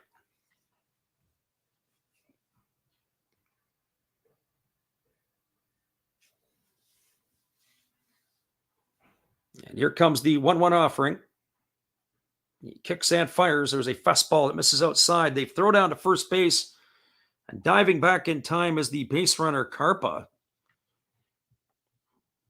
It was a good snap by the catcher, Trevino, trying to get the base runner sleeping. Back in time he is. Carpa has made his debut. He was a draft pick from the University of Richmond. It's only his 4th game with the Blue Jays. There was a breaking ball swung on. This ball is belted foul down the left field line. It hooked foul. It was well struck, but it was deep enough, but just pulled well to the left of the foul pole. And that's going to run the count to 2-2 on Bichette. Bichette absolutely turned on that one, but it was hooked probably about 40 feet foul. The Blue Jay bench was up thinking that that might have gotten out. So 2 balls and 2 strikes. It'd be interesting to see how Chapman's going to attack Bichette here. Here comes the 2-2 offering. And he kicks and delivers it as a fastball swung on and missed at 100 miles an hour. And Bichette is retired on strikes for the 2nd out of the inning. That is going to leave it all up to the first baseman, Vladimir Guerrero Jr.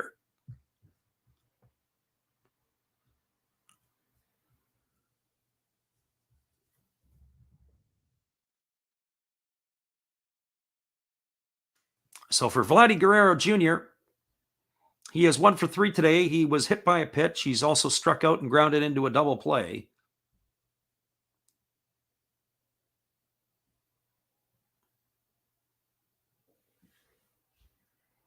So here comes the first offering from Chapman.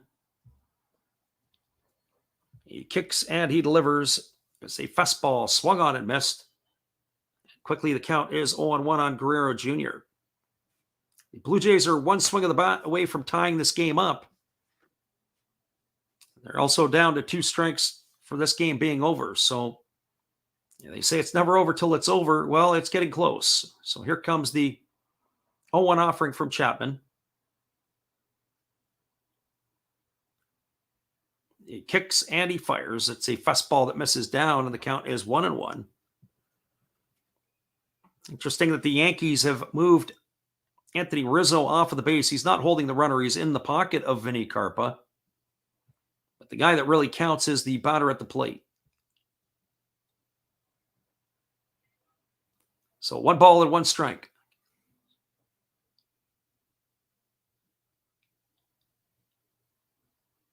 So here comes the 1-1 count. And there's a fastball that is swung on, and that is going to be lifted behind the first base bag. Moving back to get it is going to be the second baseman, Torres. He makes the catch, and that is going to do it. We have a final here in New York. The Blue Jays get one in the ninth inning. They had a run on one hit. There was no errors and one runner left aboard. Your final score is the New York Yankees 5, the Toronto Blue Jays 3. Stick around, everybody. We'll be back to wrap it up here in just a couple minutes. We're glad you guys stopped in. Hold tight. This is Steve Rademacher, and I'd like to introduce you to my channel if you haven't seen it before. These are all the things I enjoy: sports, autographs, relics, non-sports Hall of Famers, pseudo-sports, Star Wars. That's my channel name and my name, and I would really appreciate it if you would come check me out and maybe even subscribe if you like it. Thank you for that for now, and back to your ball game. Welcome back, everybody. We have out-of-town scores that we'll catch you up on. First of all, the other games are still underway. The Cincinnati Reds have an 8-5 lead on the Milwaukee Brewers. That is in the top of the 8th inning. The Brewers are threatening. They got a couple of runners on with only one out, and so the game obviously is still hanging in the balance. The game in Pittsburgh, the Dodgers were down 3-0 to the Pirates after the Pirates scored 3 on a solo shot, a 2-run homer in the bottom of the 6th. The Dodgers had a bases-clearing double by Edwin Rios to tie the game at 3, but the Pirates have now retaken the lead in the bottom of the 7th. It's 4-3 for Pittsburgh. And your final here in New York is the Yankees knocking off the Blue Jays 5-3. You run down on this. The Jays got things going in the top of the first inning with George Springer walked. Bo Bichette singled. Vladdy Guerrero was hit by a pitch that loaded the bases, and then Teoscar Hernandez bounced into a fielder's choice, knocking in Springer to give the Blue Jays a 1-0 lead. The Yankees then opened their scoring in the 4th inning. It was a one-out single by Anthony Rizzo, another single by DJ LeMahieu, and a 3-run shot by Gleyber Torres. That put the Yankees up 3-1. The Yankees got another pair in the 6th inning as to counter the Blue Jays' 6th inning run. The Blue Jays had a leadoff single by Teoscar Hernandez, and then it was a single by Alejandro Kirk and a sac fly by Matt Chapman that got the Blue Jays back to within 1 at 3-2. But it was the Gleyber Torres show again with one out in the 6th inning. Rizzo walked, LeMahieu doubled, and Torres singled home 2. And that gave the Yankees a 5-2 lead. Blue Jays got a consolation run back in the 9th inning off of the closer, Aroldis Chapman. A leadoff double by Santiago Espinal, a walk to Vinny Carpa, and then it was a wild pitch that advanced Espinal over to third, and a sac fly by George Springer scored the 3rd run of the game, and that is how it ended.